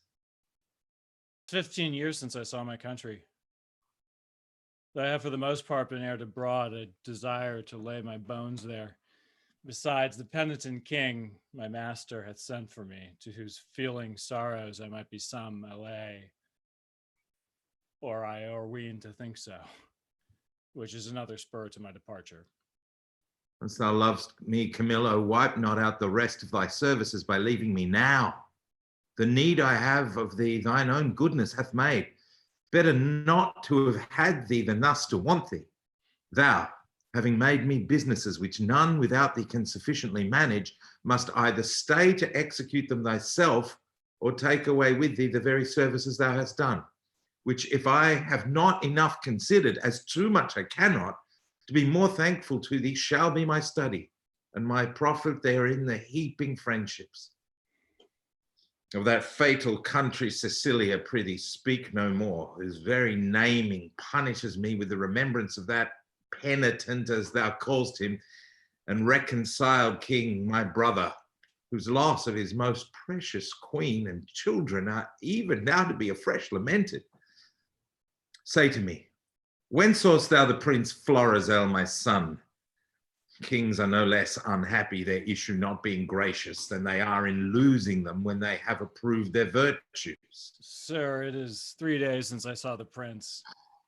What his happier affairs may be are to me unknown, but I have missingly noted he is of late much retired from court and is less frequent to his princely exercises than formerly he hath appeared. I have considered so much, Camillo, and with some care, so far that I have eyes under my service that look upon his removedness, from whom I have this intelligence. He is seldom from the house of a most homely shepherd, a man, they say, that from very nothing and beyond the imagination of his neighbors is grown into an unspeakable estate. I've heard, sir, of such a man who hath a daughter of most rare note, The report of her is extended more than can be thought to begin from such a cottage. That's likewise part of my intelligence, but I fear the angle that plucks our son thither. Thou shalt accompany us to the place where we will, not appearing what we are, have some question with the shepherd, from whose simplicity I think it not uneasy to get the cause of my son's resort thither. Prithee, be my present partner in this business and lay aside the thoughts of Cecilia. I willingly obey your command. My best Camillo, we must disguise ourselves.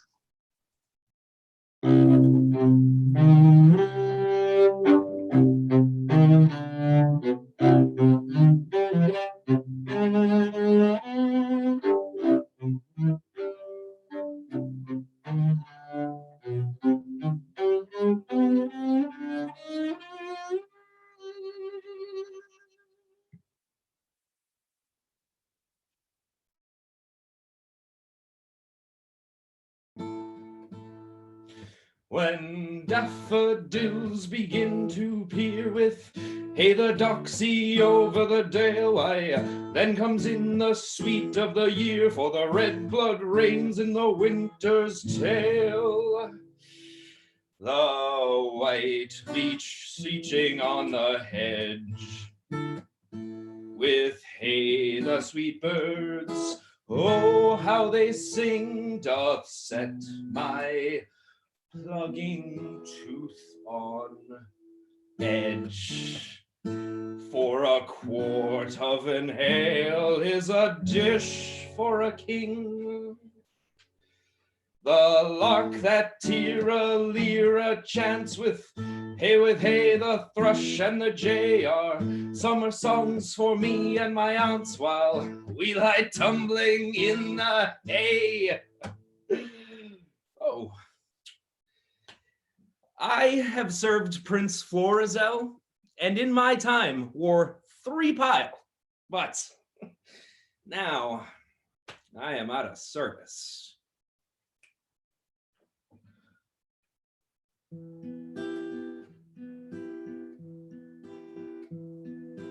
But shall I go mournful that, my dear, the pale moon shines by night? And when I wander here and there, I then do those go right. If tinkers may have leave to live and bear the sow-skin budget, then my account I well may give, and in the stocks of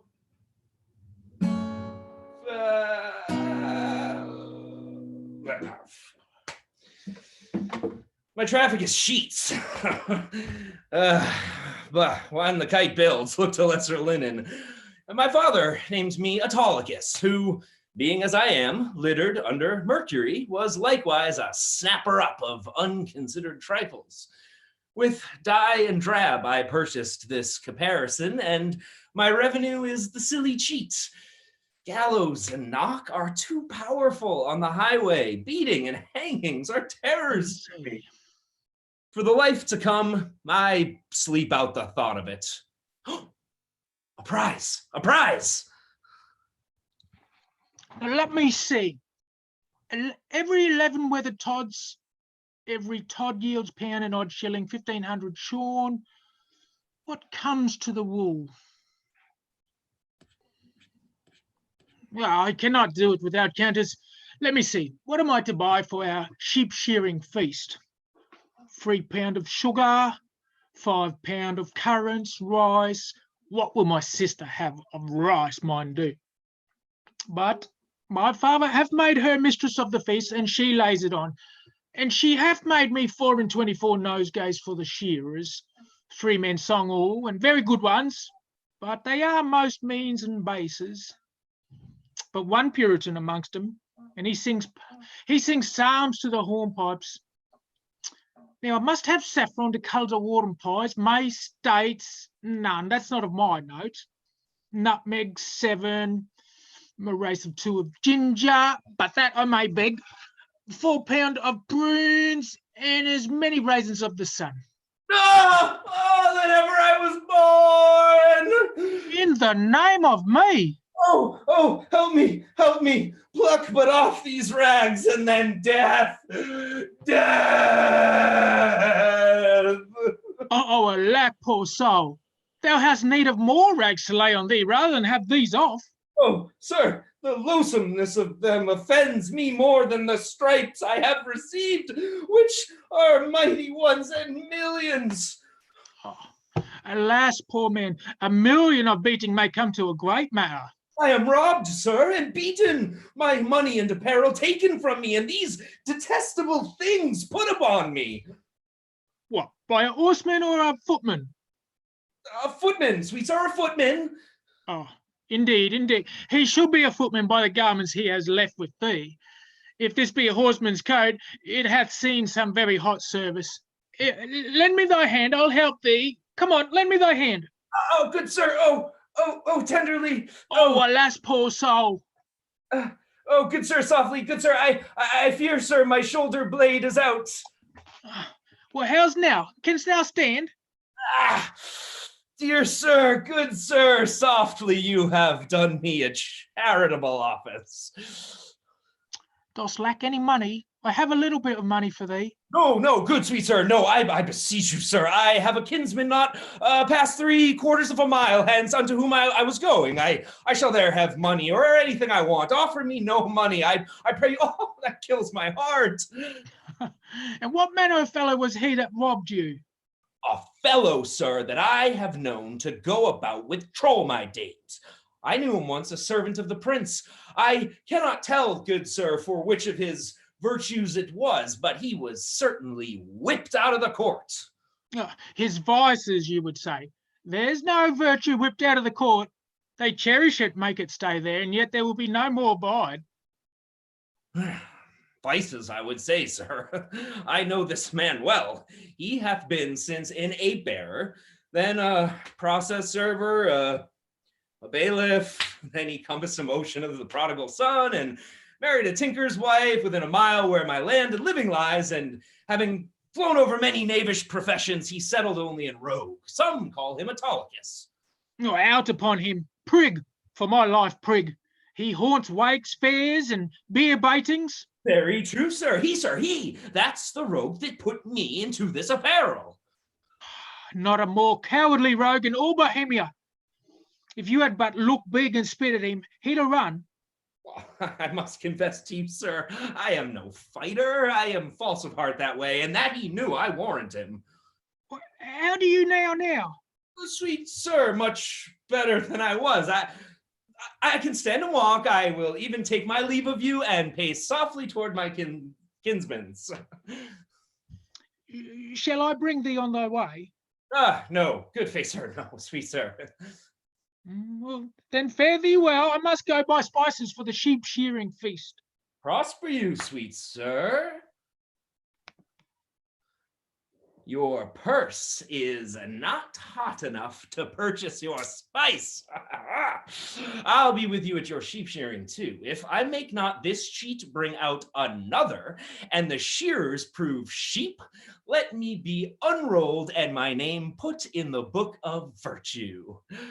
Jog on the footpath way, and merrily hent the stile. A merry heart goes all the day, your sad tires in a mile.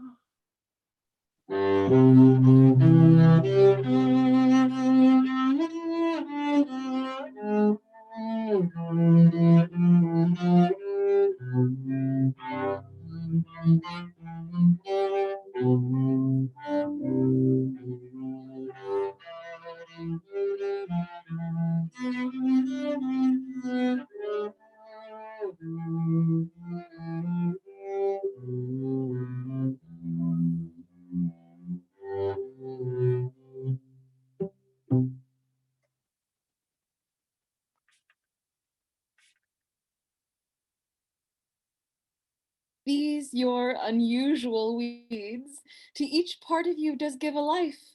No shepherdess, but Flora peering in April's front. This your sheep shearing is as a meeting of the petty gods, and you, the queen aunt. Sir, my gracious lord, to chide you at your extremes, it not becomes me. A pardon that I name them, your high self, the gracious mark of the land, you have obscured with a swain's wearing, and me, poor lowly, made most goddess-like pranked up. But that our feasts in every mess have folly, and feeders should digest it with the custom, I should blush to see you so attired. Swoon, I think, to show myself a glass.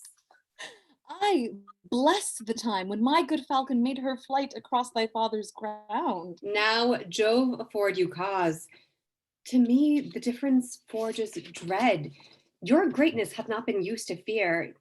Even now I tremble to think your father by some accident should pass this way as you did. Oh, the fates! How would he look to see his work, so noble, vilely bound up? What would he say? Or how should I, in these my borrowed flaunts, behold the sternness of his presence? Apprehend nothing but jollity. The gods themselves, humbling their deities to love, have taken the shapes of beasts upon them. Jupiter became a bull and bellowed, Neptune a ram and bleated, and the fire-robed god, golden Apollo, a poor humble swain as I seem now. Their transformations were never for a piece of beauty rarer, nor in a way so chaste, since my desires run not before mine honor, nor my lusts burn hotter than my faith. Oh, but sir, your resolution cannot hold when 'tis opposed as it must by the power of the king. One of these two must be necessities, which then will speak, that you must change this purpose, or I my life. Oh, dearest Perdita, with these forced thoughts, I prithee, darken not the mirth of the feast, or I'll be thine, my fair, or not my father's. For I cannot be mine own, nor anything to any, if I be not thine. To this I am most constant, though destiny say no. Be merry, gentle. Strangle such thoughts as these with anything that you behold the while. Your guests are coming. Lift up your countenance as it were the day of celebration of that nuptial, which we two have sworn shall come. Oh, Lady Fortune, stand you auspicious. See, your guests approach. Address yourself to entertain them sprightly, and let's be red with mirth. By daughter, when my old wife lived, upon this day she was both pantler, butler, cook, both dame and servant, welcomed all, served all, would sing her song and dance her turn, now here at upper end of the table, now in the middle, on his shoulder and his, her face afire with labor, and the thing she took to quench it, she would to each one sip. You were retired as if you were a feasted one and not the hostess of the meeting. Pray you bid these unknown friends to us welcome, for it is a way to make us better friends, more known. Come, quench your blushes and present yourself that which you are, mistress of the feast. Come on and bid us welcome to your sheep shearing, as your good flock shall prosper. Sir, welcome. It is my father's will I should take on me the hostessship of the day. You're welcome, sir. Give me those flowers there, Dorcas. Reverend, here is rosemary and rue, seeming and savor all winter long. Grace and remembrance to you both, and welcome to our shearing. Epides, a fair one are you. Well, you fit our ages with flowers of winter. Oh, sir, the year growing ancient, not yet on summer's death, nor on the birth of trembling winter. The fairest flowers of the season are our carnations and strict gillivores, which some call nature's bastards. Of that kind, our rustic gardens bear, and I care not to get slips of them. Wherefore, gentle maiden, do you neglect them? For I have heard it said that there is an art in which their piedness shares with great creating nature. Well, say there be. Yet nature is made better by no mean, but nature makes that mean. So over that art, which you say adds to nature, is an art that nature makes. You see, sweet maid, we marry a gentler scion to the wildest stock, and make conceive a bark of baser kind by bud of nobler race. This, what are you laughing at? This is an art which does mend nature, to change it rather, but the art itself is nature. So it is. Then make your garden rich in gillivores and do not call them bastards. I'll not put as a dibble in the earth as set one slip of them. No more than were I painted, I would wish the youth to say 'twere well, and only therefore desire to breed by me. Here's flowers for you. Hot lavender, mints, savory, marjoram, the marigold that goes to bed with the sun and rises with him weeping. These are flowers of middle summer, and I think they are given to men of middle age. You are welcome. I should leave grazing where I have your flock and only live by gazing. Alas, you would be so lean, the blast of January would blow you through and through. Now, my fairest friend, I would I had some flowers of the spring that might become your time of day, and yours, and yours, and yours, that wear upon your virgin branches yet, your maidenhead's growing. Oh, Proserpina, for the flowers now that frighted thou let's fall from Dis's wagon. Daffodils, that come before the swallow dares and take the winds of March with beauty. Violets, dim, but sweeter than the lids of Juno's eyes or Cytherea's breath. Pale primroses, that die unmarred ere they can behold bright Phoebus in his strength. A malady most incident to maids.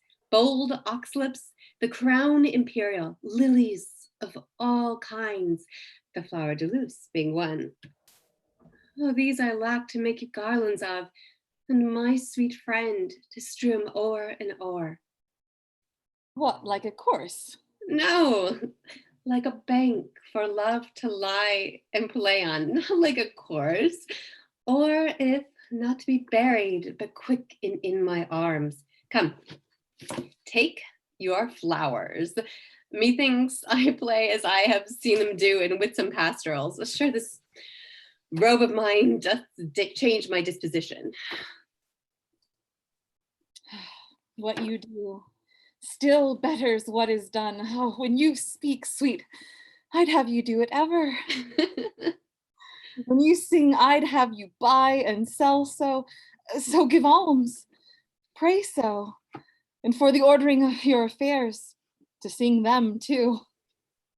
Oh, when you do dance, I wish you a wave of the sea, that you might ever do nothing but that. Move still so, and own no other function. Each you're doing so singular in each particular crowns what you are doing in the present deeds, that all your acts are queens. Oh, Dorsalis, your praises are too large, but that your youth and the true blood, which peeps fairly through it, do plainly give you out an unstained shepherd. With wisdom I might fear, my Dorcles, you wooed me the false way. I think you have as little skill to fear as I have purpose to put you to it. But come, our dance, I pray. Your hand, my Perdita. So turtles pair that never mean to part. I'll swear for him. This is the prettiest low-born lass that ever ran on the greensward. Nothing she does or seems but smacks of something greater than herself. Too noble for this place. He tells her something that makes her blood look out. Good she is the queen of curds and cream. Come on, strike up. Mopsa must be your mistress? Marry garlic to mend her kissing with. Now in good time. Not a word, a word. We stand upon our manners. Now, come on, strike up.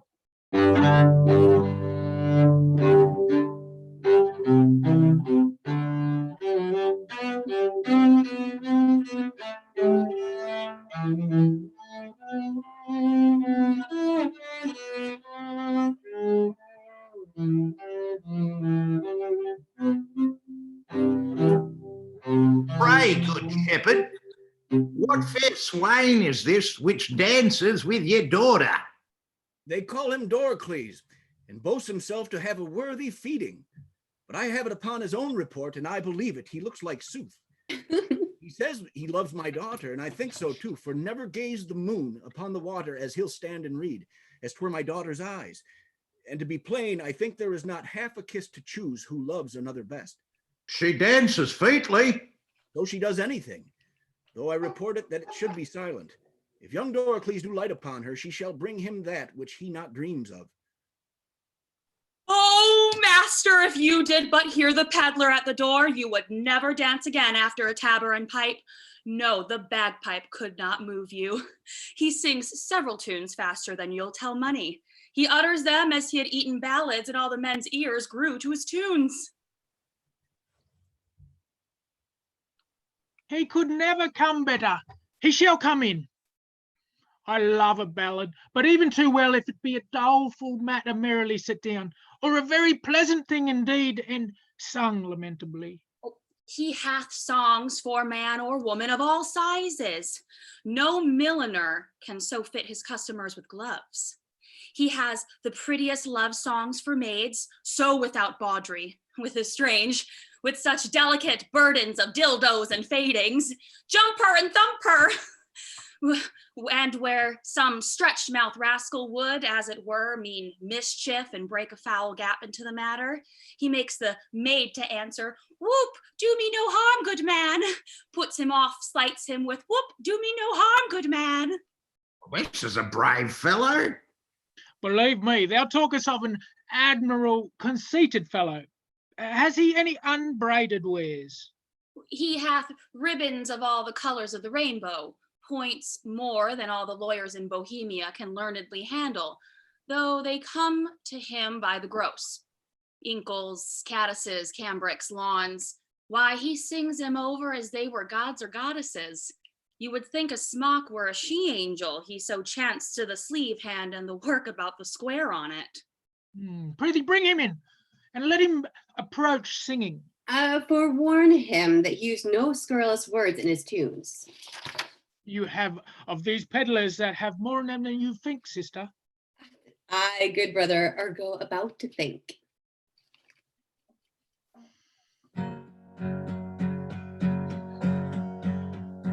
Lawn as white as driven snow, cypress black as hair was crow, clouds as sweet as damask roses, masks for faces and for noses, gold bracelets, necklace chamber, golden coifs and stomachers, for my lads to give to their dears, pins and poking sticks of steel. What maids lack from head to heel, come buy of me, come buy of me, come buy, lads, or else your lasses cry, come buy. If I were not in love with Mopsa, thou shouldst take no money off me, but being enthralled as I am, it will also be the bondage of certain ribbons and gloves. I was promised them against the feast, but they come not too late now. He hath promised you more than that, or there be liars. He hath promised, he hath paid you all he promised you. Maybe he hath paid you more, which shame you to give him again. Is there no manners left among maids? Will they wear their plackets where they shall bear their faces? Is there not milking time when you are going to bed, or kiln home to whistle off these secrets? but you must tittle-tattle here before our guests. 'Tis well they are whispering. Clamour your tongues and not a word more. I have done. Come, you promised me a tawdry lace and a pair of sweet gloves. Have I not told thee how I was cozened by the way and lost all my money? And indeed, sir, there are cozeners abroad. Therefore, it behooves men to be wary. Well, fear not here, man. Thou shalt lose nothing here. I hope so, sir, for I have about me many parcels of charge. Ooh.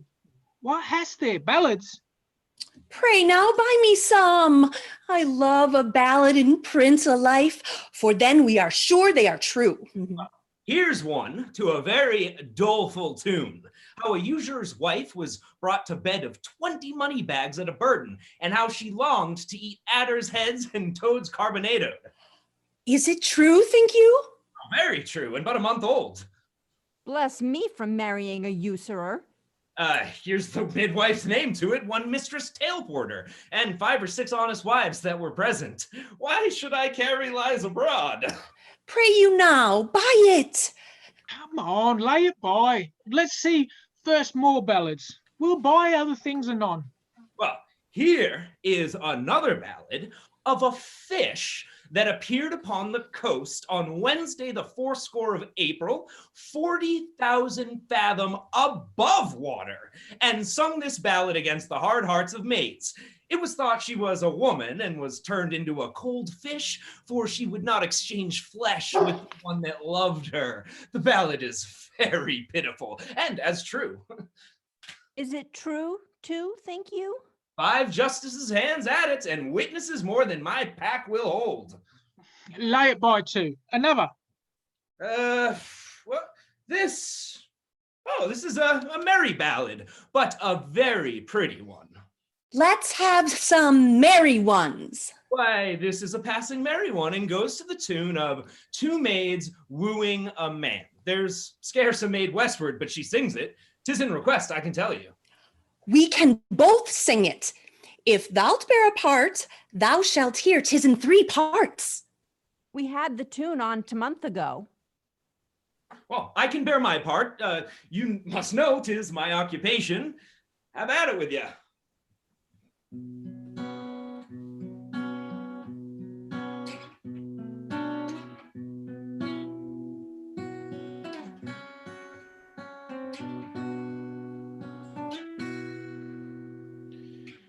Get you hence where I must go, where it fits you not to know. Whither?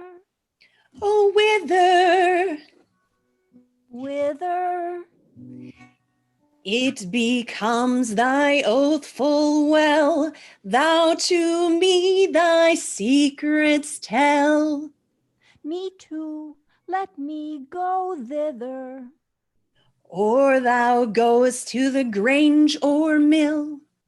If to either thou dost ill. Neither. What neither?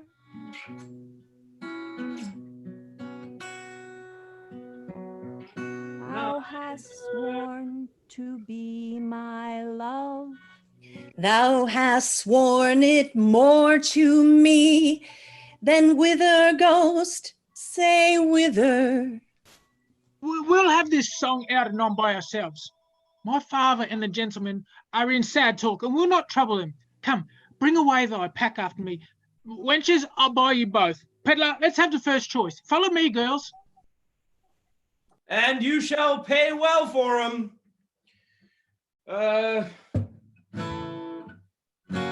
Will you buy any tape or lace for your cape? My dainty duck, dear, any silk, any thread, any toys for your head? Of the newest and the finest wearer, come to the peddler, money's a meddler, that doth utter all men's wearer.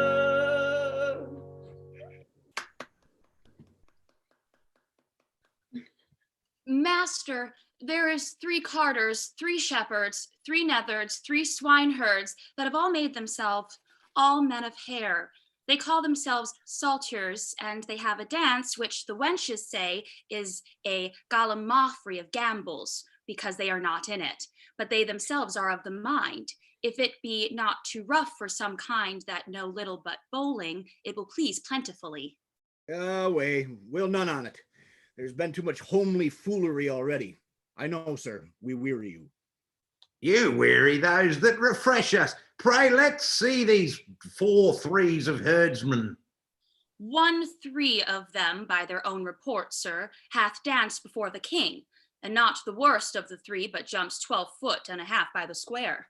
Oh, leave your prating. Since these good men are pleased, let them come in. But quickly now.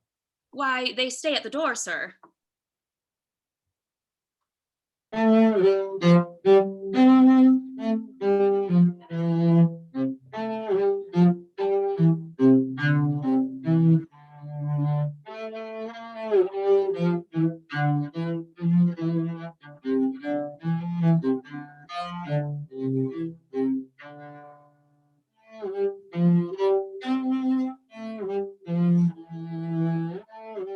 Here come the dancers.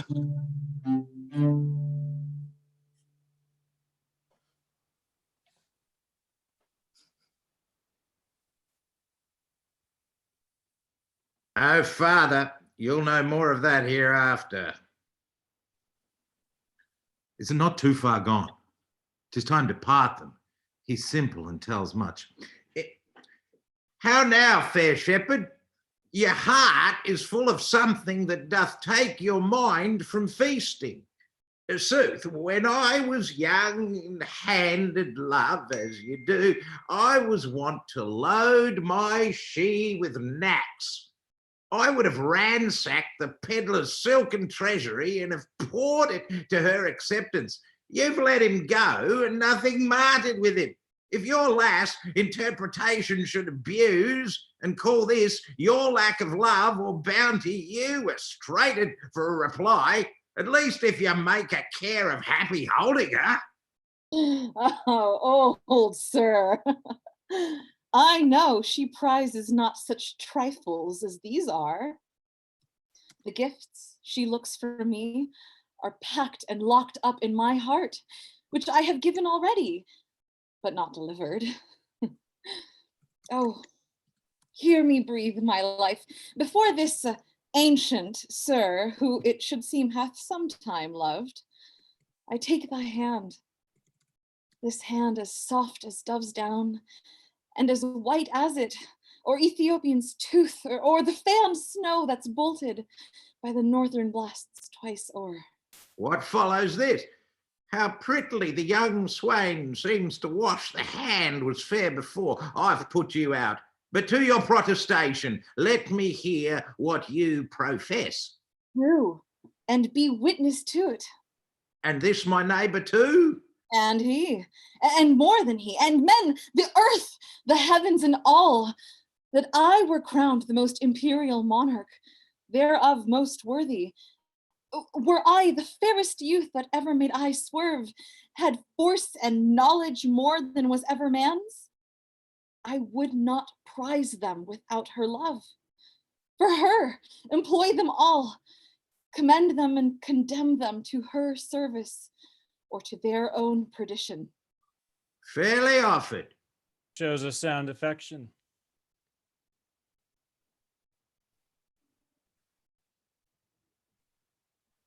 What's that, shepherd? I don't think we can quite hear you. But my daughter, say you the like to him. I cannot speak so well, nothing so well, no, nor mean better. But the pattern of my own thoughts I cut out to the purity of his. Take hands, a bargain. And friends unknown, you shall bear witness to it. I give my daughter to him and will make her portion equal his. Oh, that must be the virtue of your daughter. One being dead, I shall have more than you can dream of yet. Enough then for your wonder. But come on, contract us for these witnesses. Come your hand. and daughter yours. Soft, Swain, a while, beseech you. Have you a father? I have, but what of him? Knows he of this? He neither does nor shall. Methinks a father is at the nuptial of his son a guest that best becomes the table. Pray you once more, is not your father grown incapable of reasonable affairs? Is he not stupid with age and altering rooms? Can he speak? Hear no man from man dispute his own estate? Lies he not bedridden again, does nothing but what he did being childish? No, good sir, he has his health and ampler strength indeed than most have of his age. By my white beard, you offer him, if this be so wrong, something unfilial. Reason my son should choose himself a wife, but as good reason the father, all whose joy is nothing else but fair posterity, should hold some counsel in such a business. I yield all this, but for some other reasons, my grave sir, which 'tis not fit you know, I not acquaint my father of this business. Let him know it. Shall not.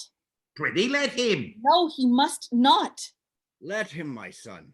He shall not need to grieve at knowing of thy choice. Come, come, he must not. Mark our contract. Mark your divorce, young sir, whom son I dare not call. Thou art too base to be acknowledged.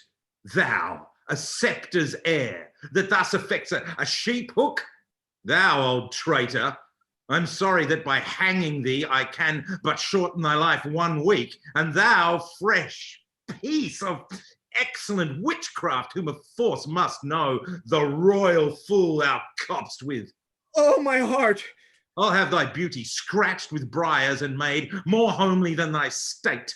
For thee, fond boy, if I may ever know thou dost but sigh, that thou no more shalt see this knack, as never, I mean thou shalt, we'll bar thee from succession, not hold thee of our blood, no, not our kin, farer than Deucalion off. Mark thou my words. Follow us to the court.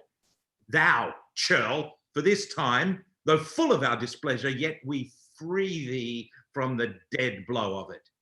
And you, enchantment, worthy enough a herdsman, yea, him too that makes himself but for our honour therein, unworthy thee, if ever henceforth thou these rural latches to his entrance open, or hoop his body more with thy embraces, I will devise a death as cruel for thee as thou art tender to it.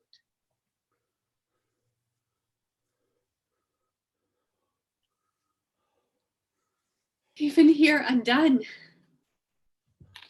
I was not much afeard, for once or twice I was about to speak and tell him plainly. The selfsame sun that shines upon his court hides not his visage from our cottage, but looks on alike. Could please you, sir, be gone? I told you what would become of this. Beseech you, of your own sake, take care. This dream of mine being now awake, I'll queen it no inch farther, but milk my ewes and weep. Why, how now, father? Speak ere thou diest.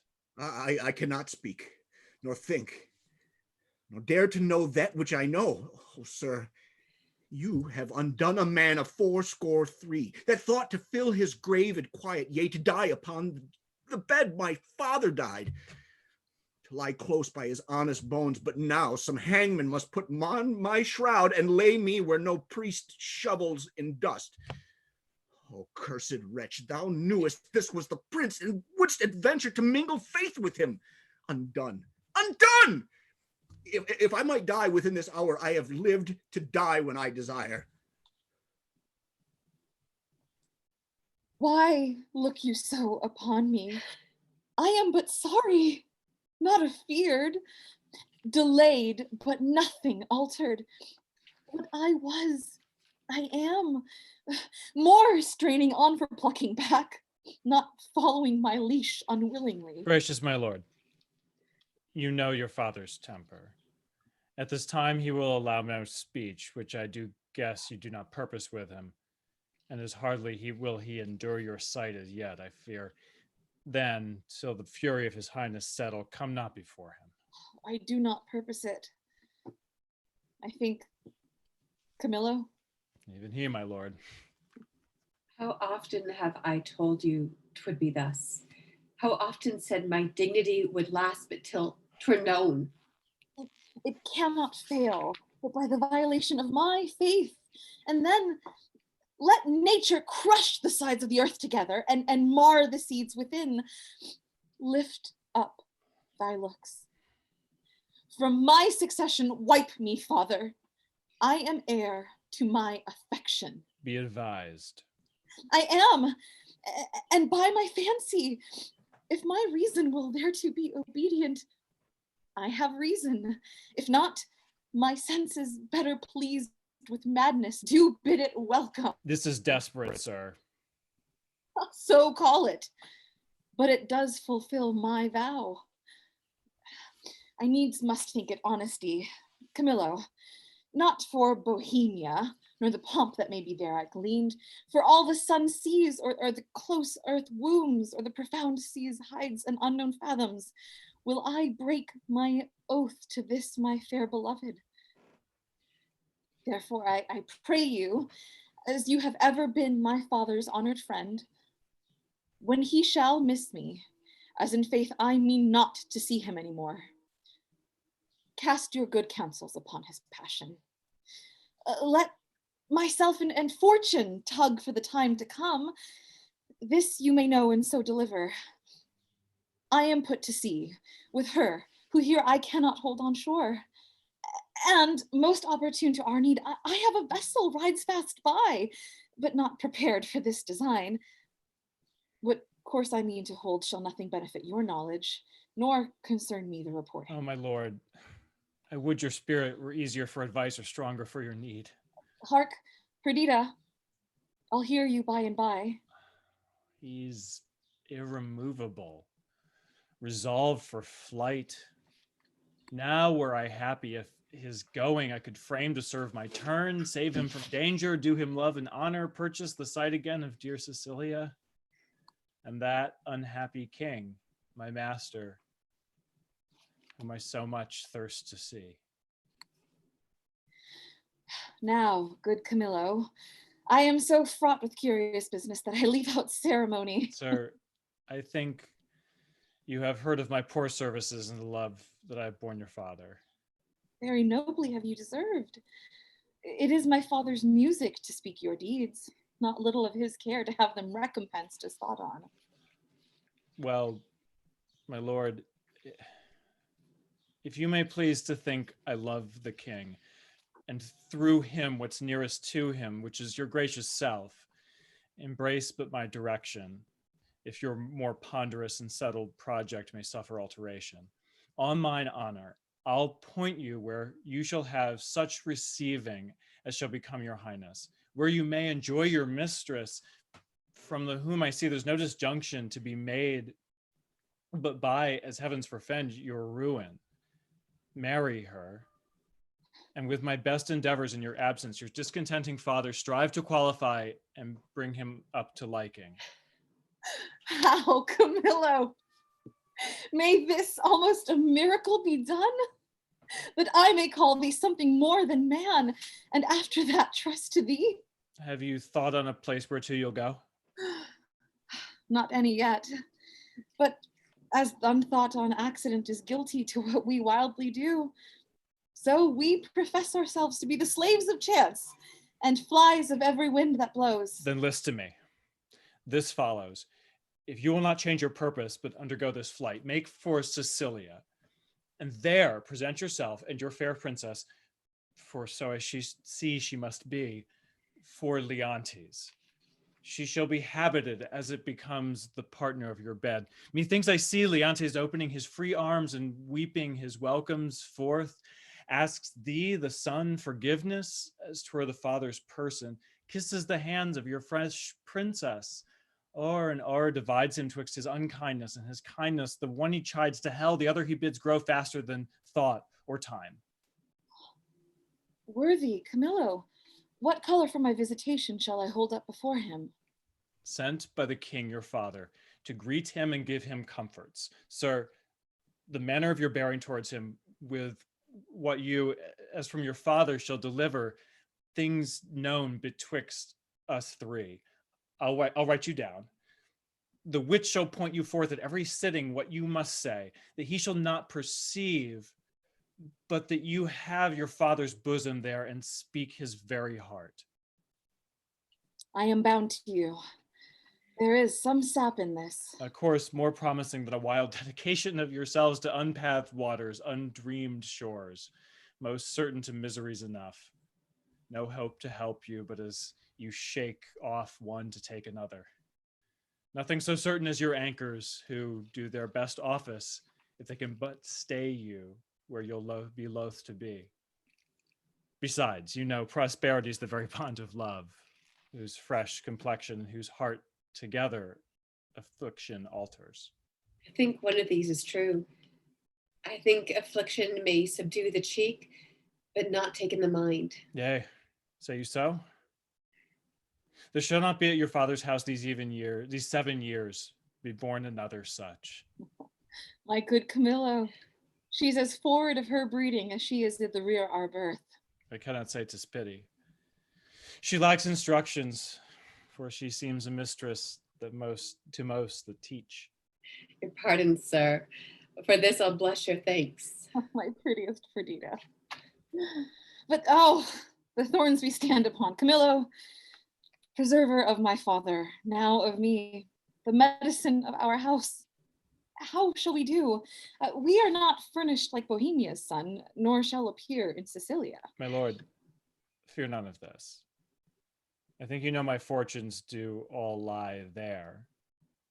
It shall be so my care to have you royally appointed, as if the scene you play were mine. For instance, sir, that you may know you shall not want one word.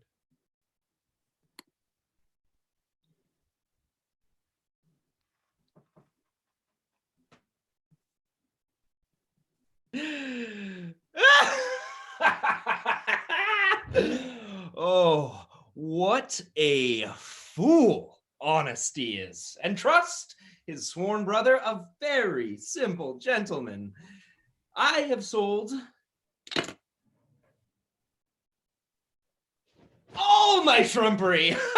Not a counterfeit stone, not a ribbon, glass, pomander, brooch, table, book, ballad, knife, tape, glove, shoe, tie, bracelet, horn ring, to keep my pack from fasting. They throng who should buy first, as if my trinkets had been hallowed and brought a benediction to the buyer, by which means I saw whose purse was best in picture, and what I saw to my good use I remembered. My clown, who wants but something to be a reasonable man, grew so in love with the wench's song that he would not stir his pettitoes till he had both tune and words, which so drew the rest of the herd to me that all their other senses stuck in ears. You might have pinched a placket. It was senseless. 'Twas nothing to get a codpiece of a purse. I could have filed keys off that hung in chains. No hearing, no feeling, but my sir's song and admiring the nothing of it, so that in this time of lethargy I picked and cut most of their festival verses, and had not the old man come in with a hubbub against his daughter and the king's son and scared my chuffs from the chaff, I had not left a purse alive in the whole army. Nay, but my letters, by this means being there so soon as you arrive, shall clear that doubt. And those that you'll procure from King Leontes Shall satisfy your father. Happy be you. And all that you speak shall fair. Who have we here? We'll make an instrument of this. Omit nothing may give us aid. If they have overheard me now, why hanging? Oh, no, good fellow. Why shakest thou so? Fear not, man. Here's no harm intended to thee. I am a poor fellow, sir. Why be so still? Here's nobody will steal that from thee. Yet for the outside of thy poverty, we must make an exchange. Therefore, discase thee instantly. Thou must think there's a necessity, and change garments with this gentleman. Though the pennyworth on his side be the worst, yet hold thee, there's some boot. I am a poor fellow, sir. Florizel, I know you well enough. Nay, prithee, dispatch. The gentleman is half flayed already. Are you in earnest, sir? I smell the trick on it. Dispatch, I prithee. Indeed, I have had earnest, but I cannot with conscience take it. Unbuckle! Unbuckle! Fortunate mistress, let my prophecy come home to you. If you must retire yourself into some covert. Let your sweetheart's hat, take your sweetheart's hat and pluck it o'er your brows, muffle your face, dismantle you as you can, disliken the truth of your own seeming, that you may, for I do fear eyes over, to shipboard, get descried.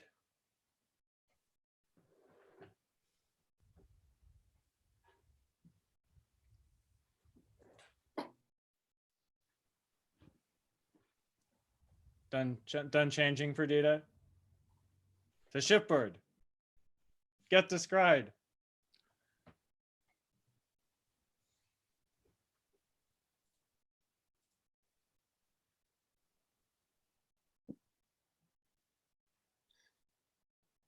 Well. Perdita, do you see perhaps that the play lies in a certain way? Those sheep keep barking. I see the play so lies that I must bear part. No remedy. Have you done there? Should I now meet my father, he would not call me son. Nay, you shall have no hat. What? Yeah, come, lady, come. Farewell, my friend. Adieu, sir. Oh, Perdita, what have we forgot? Pray you, a word.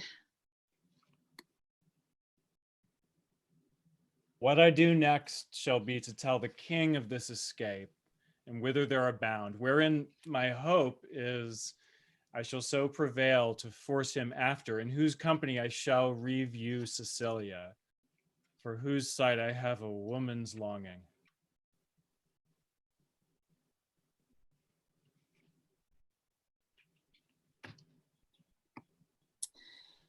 Fortune speed us. Thus we set on, Camillo, to the seaside. The swifter speed, the better. I understand the business. I hear it. To have an open ear, a quick eye, and a nimble hand is necessary for a cut purse. A good nose is requisite also to smell out the work of the other senses. I see this is the time that the unjust man doth thrive.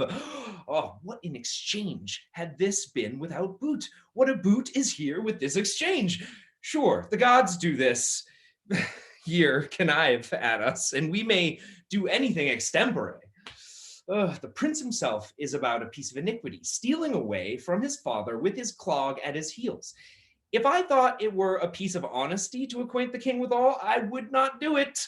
I hold it the more knavery to conceal it, and therein I am constant to my profession.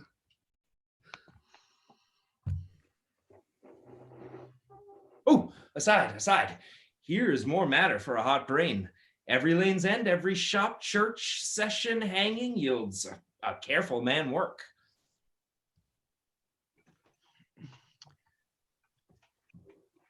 See, what a man you are now. There is no other way but to tell the king she's a changeling and none of your flesh and blood. Nay, but hear me. Nay, but hear me. Oh, go to then. She being none of your flesh and blood has not offended the king, and so your flesh and blood is not to be punished by him. Show those things you found about her. those secret things, all but what she was with her. This being done, let the law go whistle, I warrant you. I will tell the king all, every word, yea, and his son's pranks too, who I may say is no honest man, neither to his father nor to me, to go about to make me the king's brother-in-law. Indeed, brother-in-law was the farthest off you could have been to him, and then your blood had been the dearer by I know how much an ounce. Very wisely, puppies. Well, let us to the king. There is that in this fardel that will make him scratch his beard. I know not what impediment this complaint may be to the flight of my master. Well, pray heartily he be at the palace. Though I am not naturally honest, I am so sometimes by chance. Let me pocket up my peddler's excrement. How now, rustics, whither are you bound? To the palace, and it like your worship. Your affairs there? What? With whom? The condition of that fardel, the place of your dwelling, your names, your ages, of what having, breeding, and anything that is fitting to be known. Discover. We are but plain fellows, sir. A lie! You are rough and hairy. Let me have no lying. It becomes none but tradesmen, and they often give us soldiers the lie, but we pay them for it with stamped coin, not stabbing steel. Therefore, do not give us the lie. Your worship had like to given us one, if you had not taken yourself with the manner. Are you a courtier, and it like you, sir? Whether it like me or no, I am a courtier. Seest thou not the air of the court in these enfoldings? Hath not my gait in it the measure of the court? Receives not thy nose court odor from me? Reflect I not on thy baseness court contempt? Think'st thou, for that I insinuate and toes from thee thy business, I am therefore no courtier? I am courtier Kappa P, and one that will either push on or pluck back thy business there, whereupon I command thee to open thy affair. My business, sir, is to the king. What advocate hast thou to him? I know not, and it like you. Advocate's the court word for a pheasant. Say you have none. None, sir. I have no pheasant, cock, nor hen. Ah, how blessed are we that are not simple men. Yet nature might have made me as these are, therefore I will not disdain. Oh, this cannot be but a great courtier. His garments are rich, but he wears them not handsomely. He seems to be the more noble in being fantastical. A great man, I warrant you. I know it by the picking on his teeth. The fardel there, what's in the fardel? Wherefore that box? Sir, there lie such secrets in this fardel, in this box, which none must know but the king, in which he shall know within this hour, if I may come to the speech of him. Age, thou hast lost thy labor. Why, sir? The king is not at the palace. He is gone aboard a new ship to purge melancholy and air himself. For if thou beest capable of things serious, thou must know the king is full of grief. So 'tis said, sir, about his son that should have married a shepherd's daughter.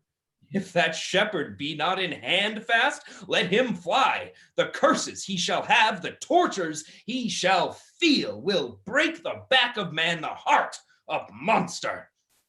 Think you so, sir?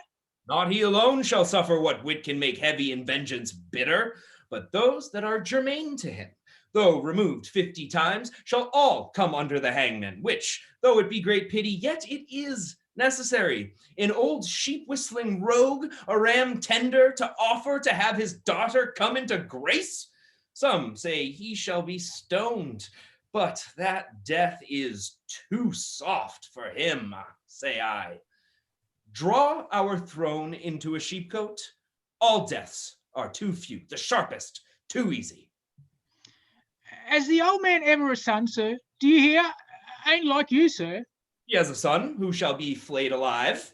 then anoint it over with honey, set on the head of a wasp's nest, then stand till he be 3/4 and a dram dead, then recovered again with aqua vitae or some other hot infusion, then raw as he is, and in the hottest day, prognostication proclaims, shall be set against a brick wall, the sun looking with a southward eye upon him, where he is to behold him with flies blown to death. But what talk we of these traitorly rascals, whose miseries are to be smiled at, their offenses being so capital?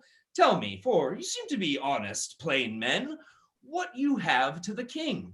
Being something gently considered, I'll bring you where he is aboard, tender your persons to his presence, whisper him in your behalfs, and if it be in man besides the king to effect your suits, here's man shall do it.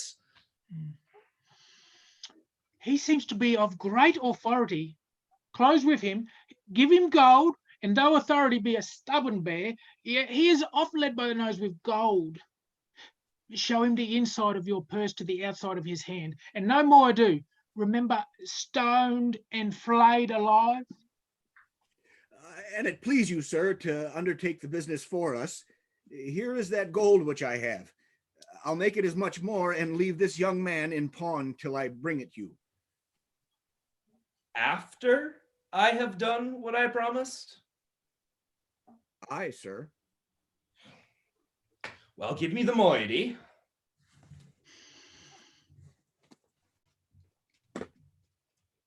Are you a party in this business? In some sort, sir, but though my case be a pitiful one, I hope I shall not be flayed out of it.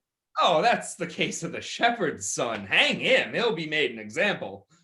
Oh, comfort, good comfort. We must to the king and show our strange sights. He must know 'tis none of your daughter nor my sister. We are gone, else. Sir, I will give you as much as this old man does when the business is performed, and remain, as he says, your pawn till it be bought you. I will trust you. Walk before toward the seaside. Go on the right hand. I will but look upon the hedge and follow you.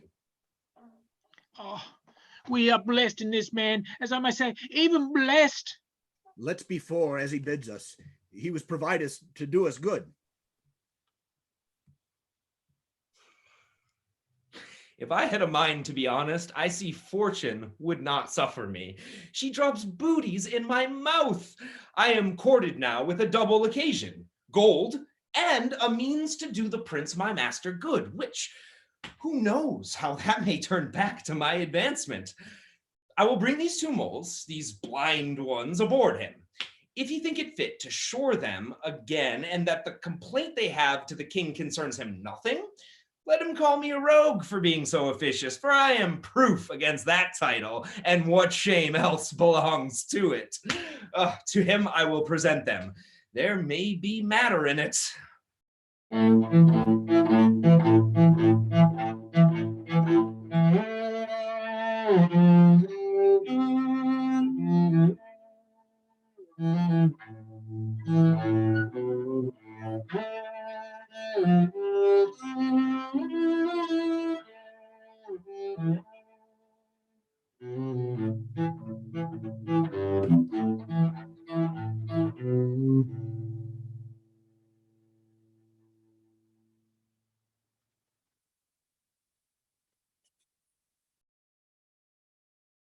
Sir, you have done enough and have performed a saint-like sorrow.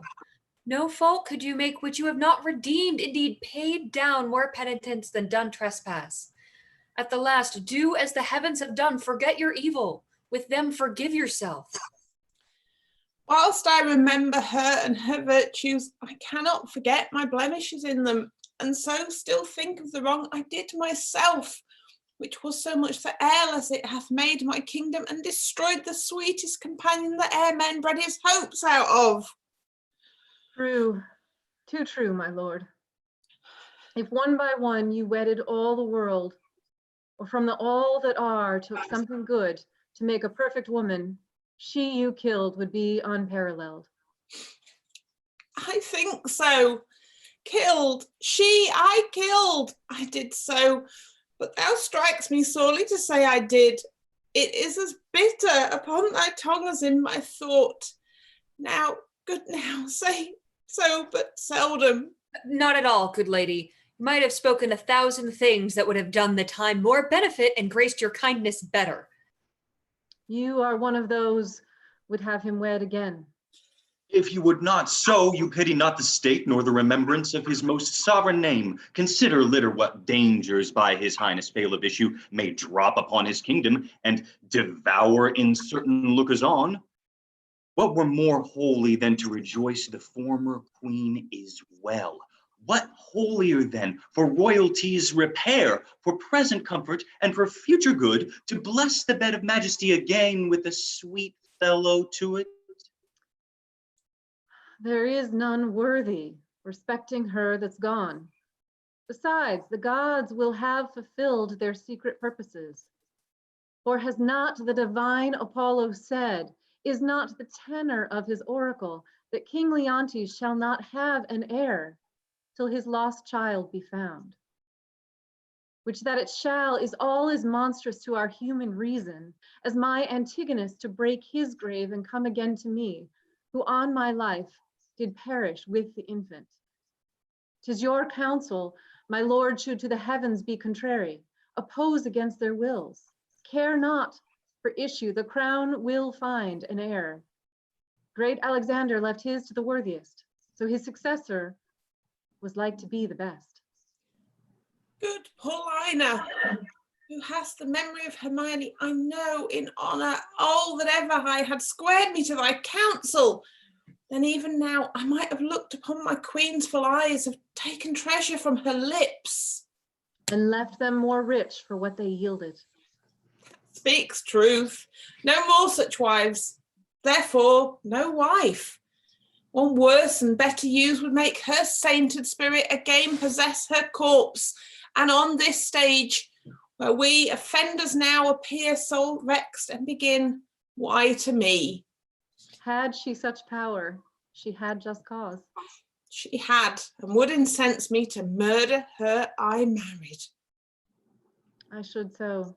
Were I the ghost that walked, I'd bid you mark her eye and tell me for what dull part in't you chose her. Then I'd shriek that even your ears should rift to hear me, and the words that followed should be, remember mine. Stars, stars, and all eyes else dead coals.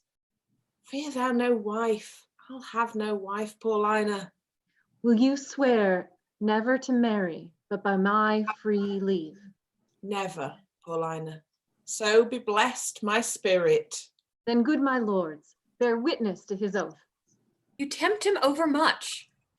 Unless another, as like Hermione as is her picture, affront his eye. Good madam.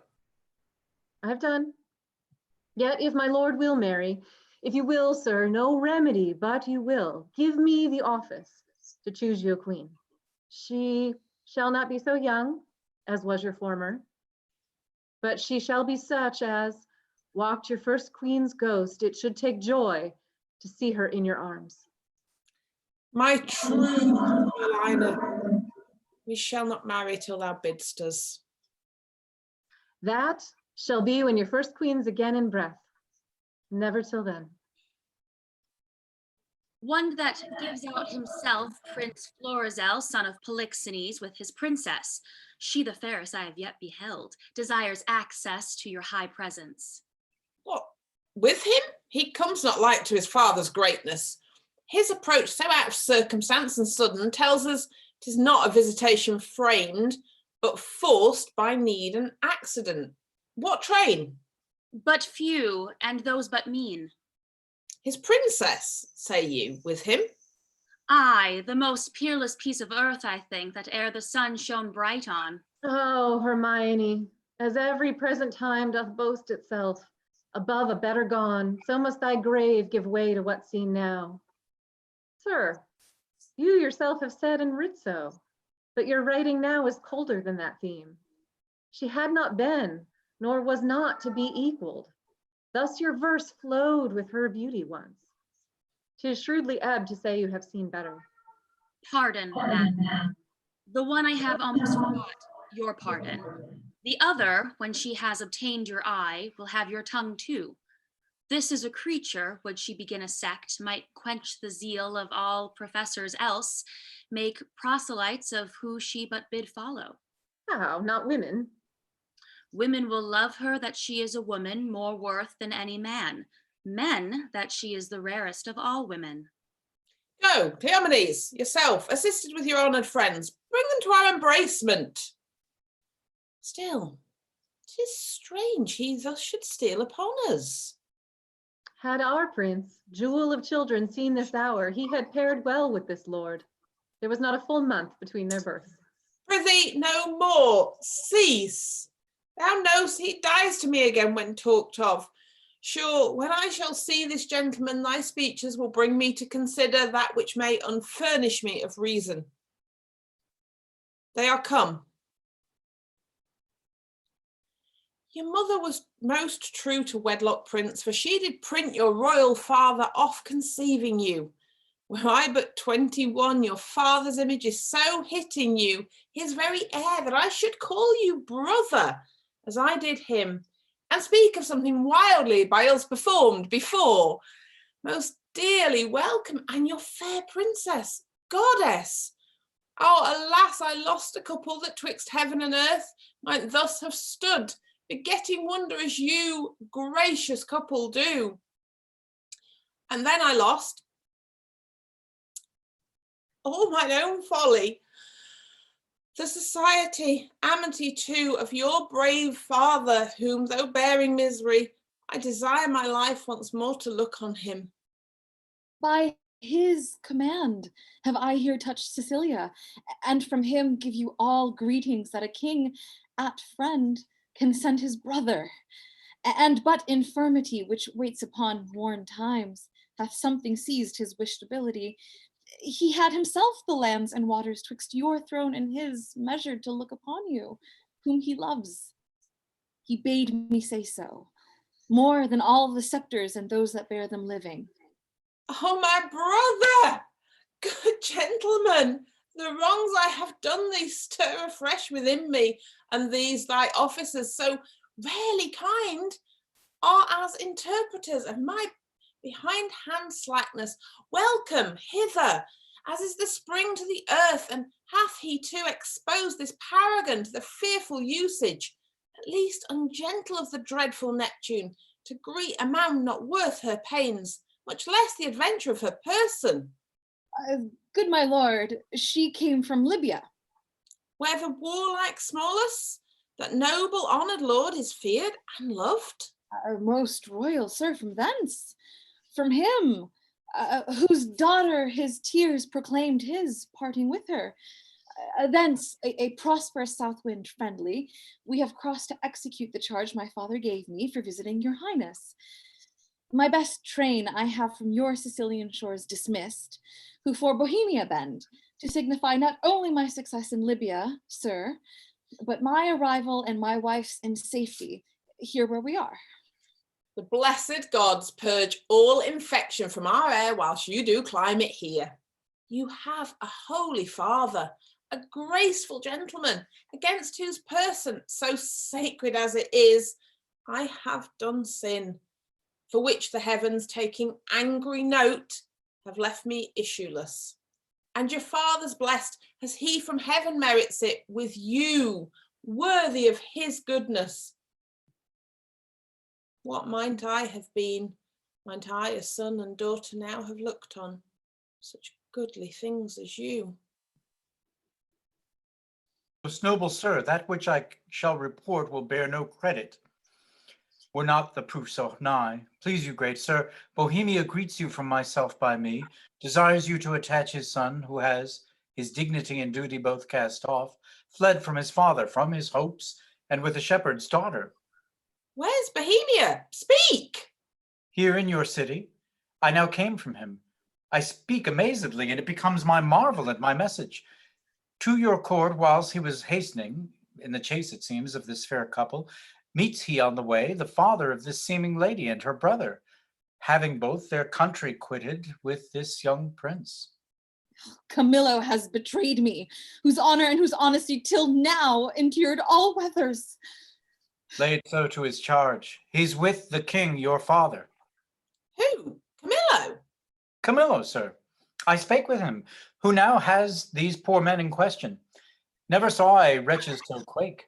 They kneel, they kiss the earth, forswear themselves as often as they speak. Bohemia stops his ears and threatens them with divers deaths in death. Oh, my poor father, the heavens set spies upon us. We will not have our contract celebrated. You are married? We are not, sir, nor are we like to be. The stars I see will kiss the valleys first, the odds for high and lows alike. My lord, is this the daughter of a king? She is, when once she is my wife. That once, I see, by your good father's speed, will come on very slowly. I am sorry, most sorry you have broken from his liking, where you were tied in duty, and as sorry your choice is not as rich in worth as beauty, that you might well enjoy her. Dear, look up. Though fortune, visible and enemy, should chase us with my father, power no jot hath she to change our loves. Beseech you, sir, remember, since you owed no more to time than I do now, with thought of such affections, step forth mine advocate. At your request, my father will grant precious things as trifles. Would he do so? I beg your precious mistress, which he counts but a trifle. Sir, my liege, your eye hath too much youth in't. Not a month before your queen died, she was more worth such gazes than what you look on now. I thought of her even in these looks I made. But your petition yet is yet unanswered. I will to your father. Your honour not overthrown by your desires, I am friend to them and you, upon which errand I now go toward him. Therefore follow me and mark what way I make. Come, good my lord.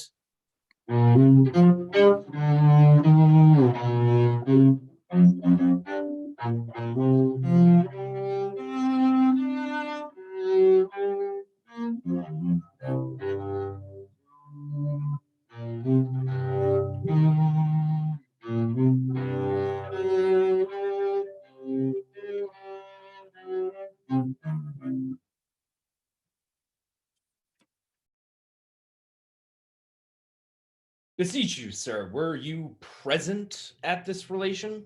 Well, I was by at the opening of the fardel, heard the old shepherd deliver the manner how he found it, whereupon, after a little amazedness, we were all commanded out of the chamber.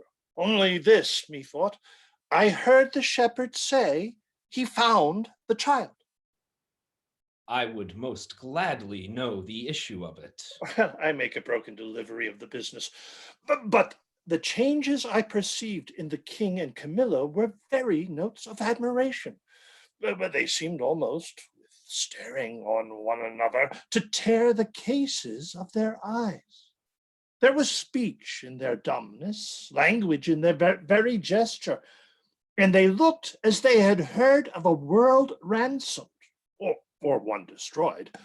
A notable passion of wonder appeared in them. But the wisest beholder that knew no more but seeing could not say if the importance were joy or sorrow.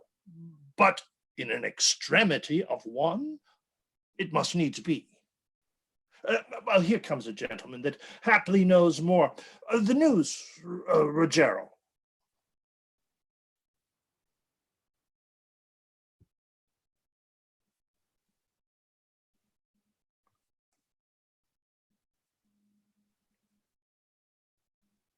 Nothing but bonfires. The oracle is fulfilled. The king's daughter is found. Such a deal of wonder is broken out within this hour that ballad makers cannot be able to express it. Here comes the Lady Paulina's steward. He can deliver you more. How goes it now, sir?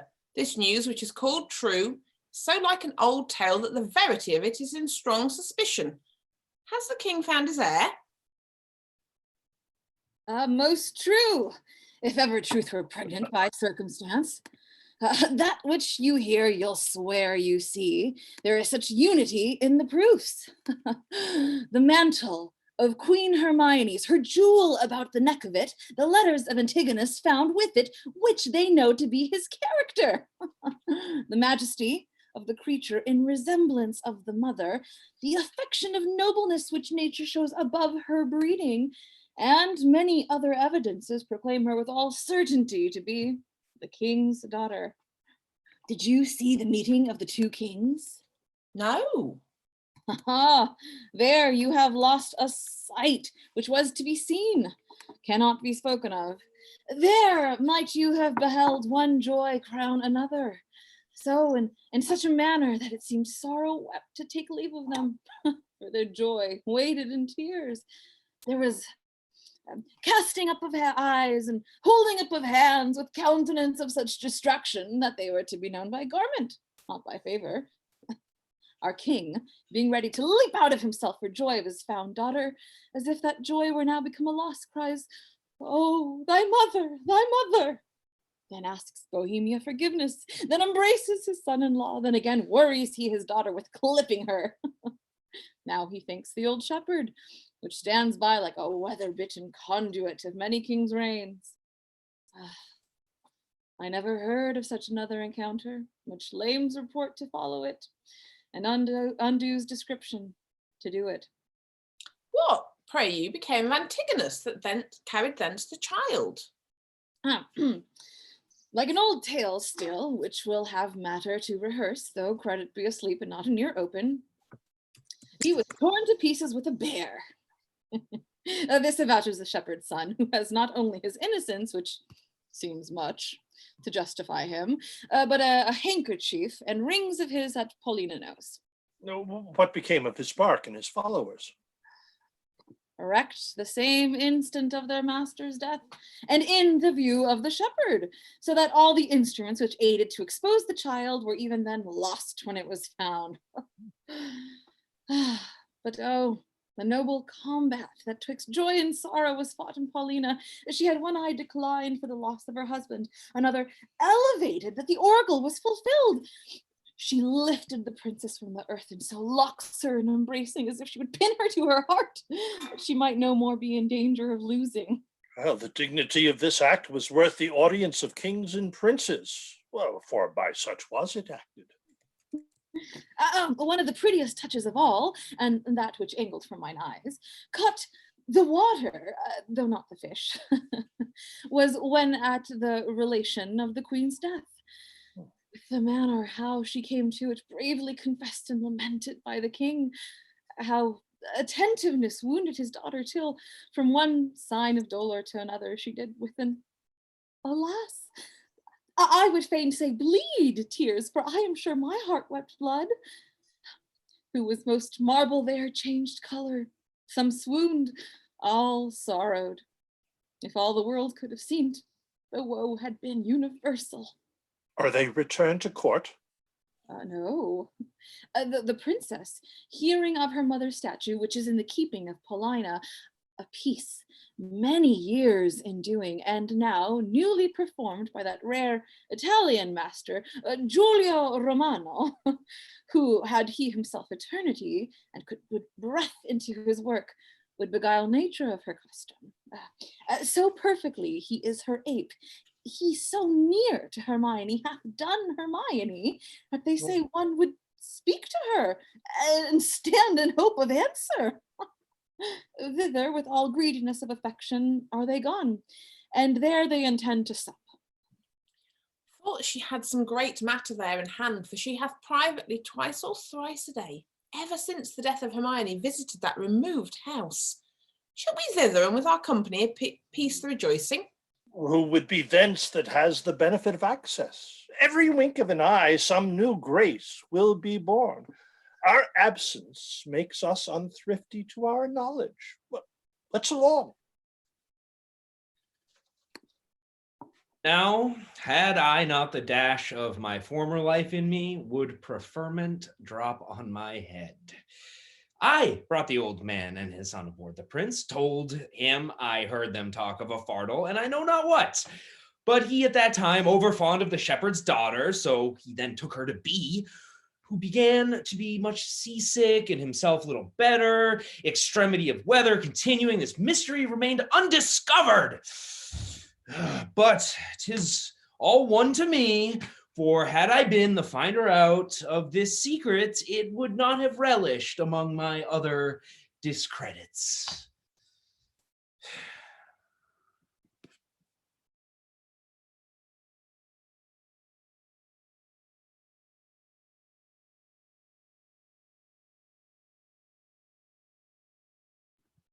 Autolycus, you are well met, sir.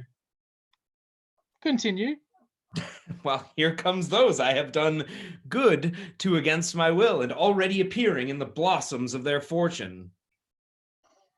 Come, boy, I am past more children, but thy sons and daughters will be all gentlemen born. Yes. Is Autolycus there? You denied to fight with me this other day because I was no gentleman born. See you these clothes?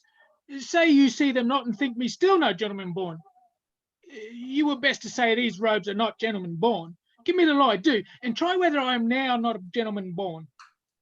I know you are now, sir, a gentleman born.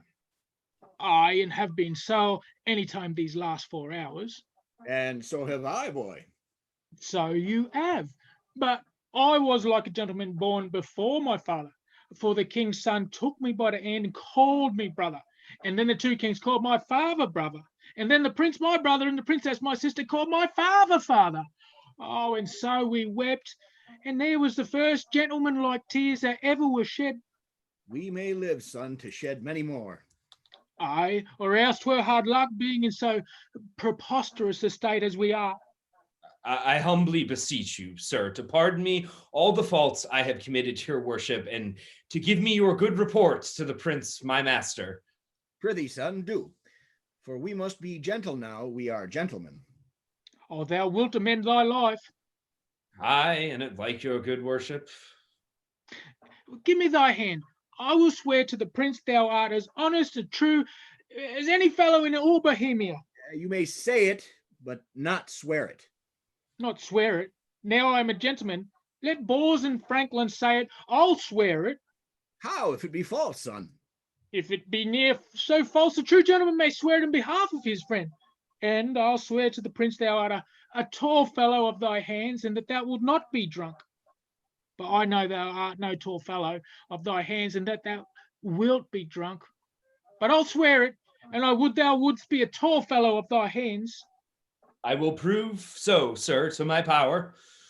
Aye, by any means prove a tall fellow. If I do not wonder how thou darest venture to be drunk, not being a tall fellow, trust me not. Hark, the kings and princes, our kindred, are going to see the queen's picture. Come, follow us. We'll be thy good masters.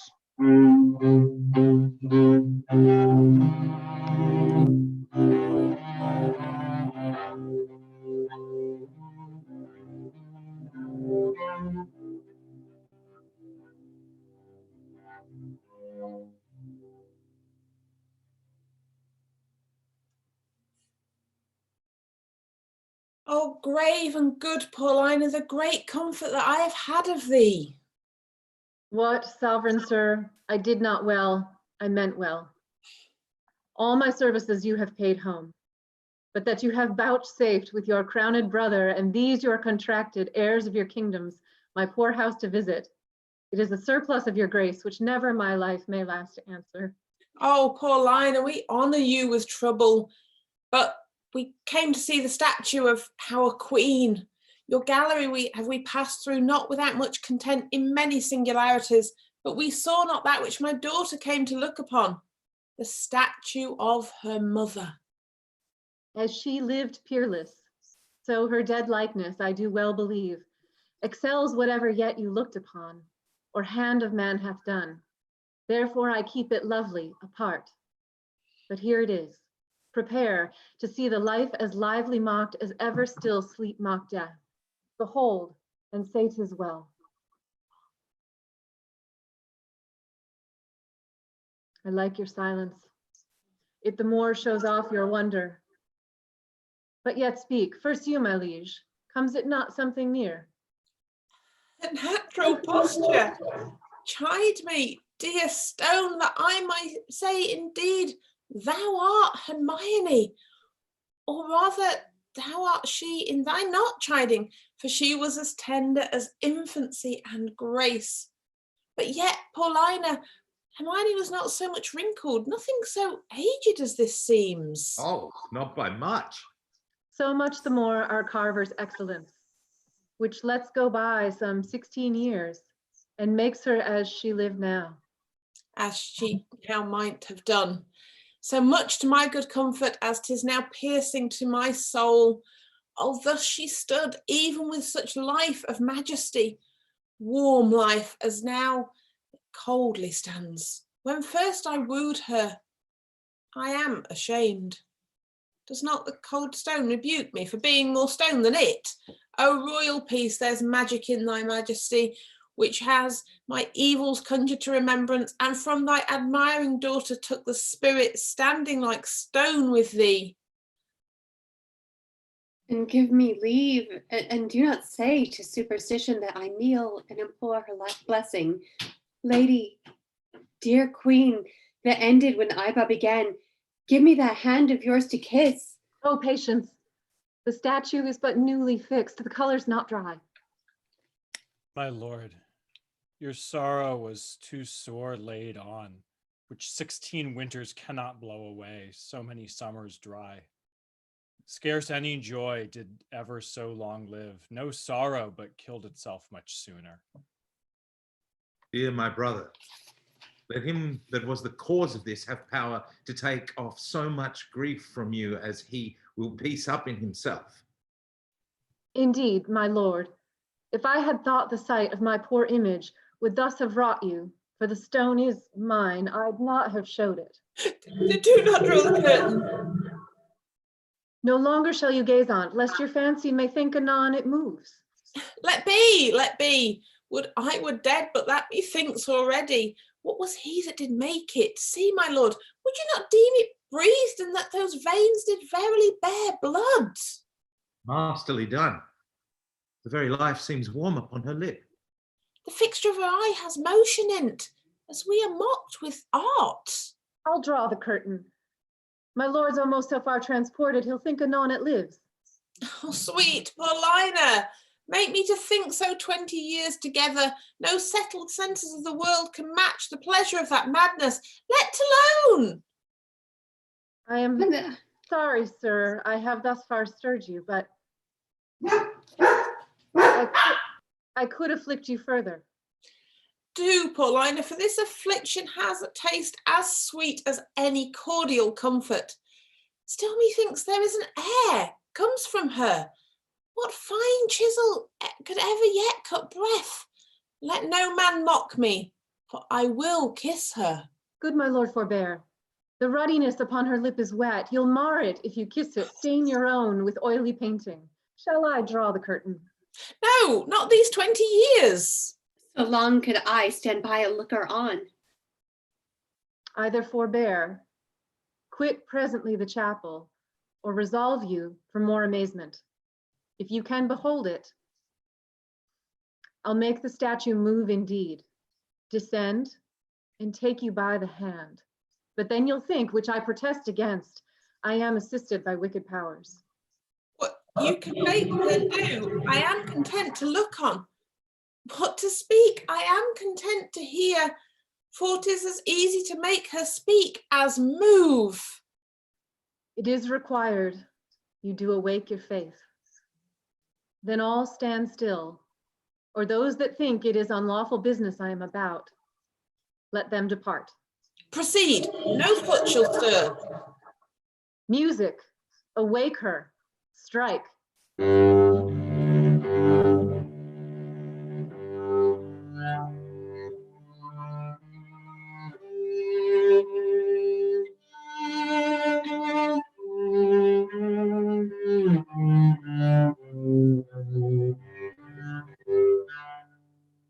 'Tis time, descend, be stone no more, approach.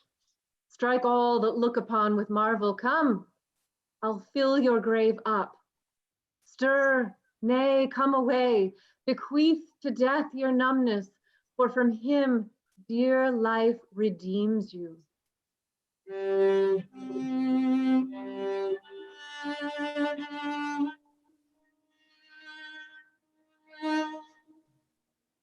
You perceive she stirs.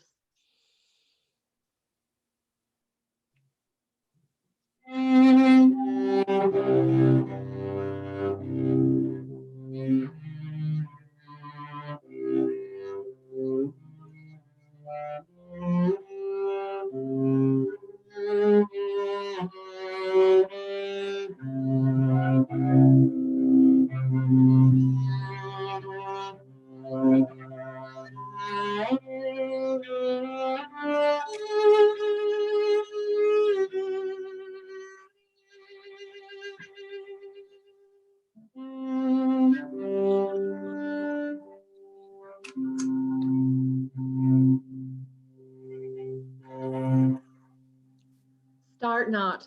Her action shall be as holy. You hear my spell is lawful. Do not shun her until you see her die again, for then you kill her double. Nay, present your hand. When she was young, you wooed her. Now in age, is she become the suitor? Oh, she is warm. If this be magic, let it be an art lawful as eating. She embraces him. She hangs about his neck. If she pertain to life, let her speak too. Aye, and make it manifest where she has lived, or how stolen from the dead. That she is living were but it told you, should be hooted at like an old tale. But it appears she lives, though yet she speak not. Mark a little while. Please you to interpose, fair madam. Kneel and pray your mother's blessing. Turn, good lady, our Perdita is found. You gods look down, and from your sacred vials pour your graces upon my daughter's head. Tell me, mine own, where hast thou preserved? Where lived? How found? Thy father's court, for thou shalt hear that I, knowing Paulina, knowing by Paulina that the oracle gave hope thou wast in being, has preserved myself to see the issue. There's time enough for that, lest they desire upon this push to trouble your joys with like relation. Go together, you precious winners all. Your exultation partake to everyone. I, an old turtle, will wing me to some withered bough, and there my mate that's never to be found again lament till I am lost. Oh, peace, Paulina.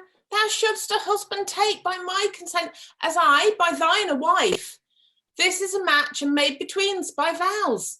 Thou hast found mine, but how is to be questioned, for I saw her as I thought dead, and have in vain said many a prayer upon her grave. I'll not seek far for him. I partly know his mind, to find thee an honourable husband. Come, Camillo, and take her by the hand, whose worth and honesty is richly noted and here justified, by us a pair of kings. Let's from this place. What? Look upon my brother. Both your pardons, the air I put between your holy looks, my ill suspicion. This, your son-in-law and son unto the king, whom heaven's directing is troth plight to your daughter. Good Paulina, lead us from hence where we may leisurely each one demand an answer to his part performed in this wide gap of time since first we were dissevered. Hastily, lead away.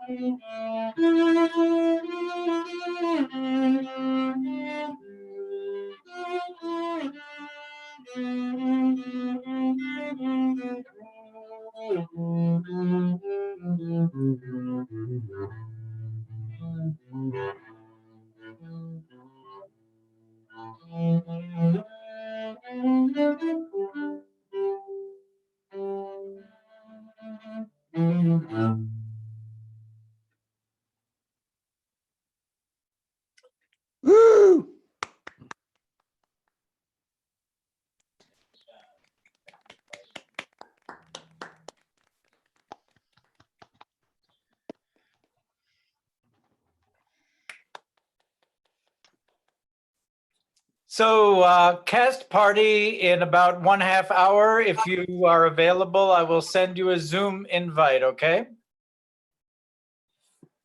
Thank you, everybody. Great show. Thank you. Everybody.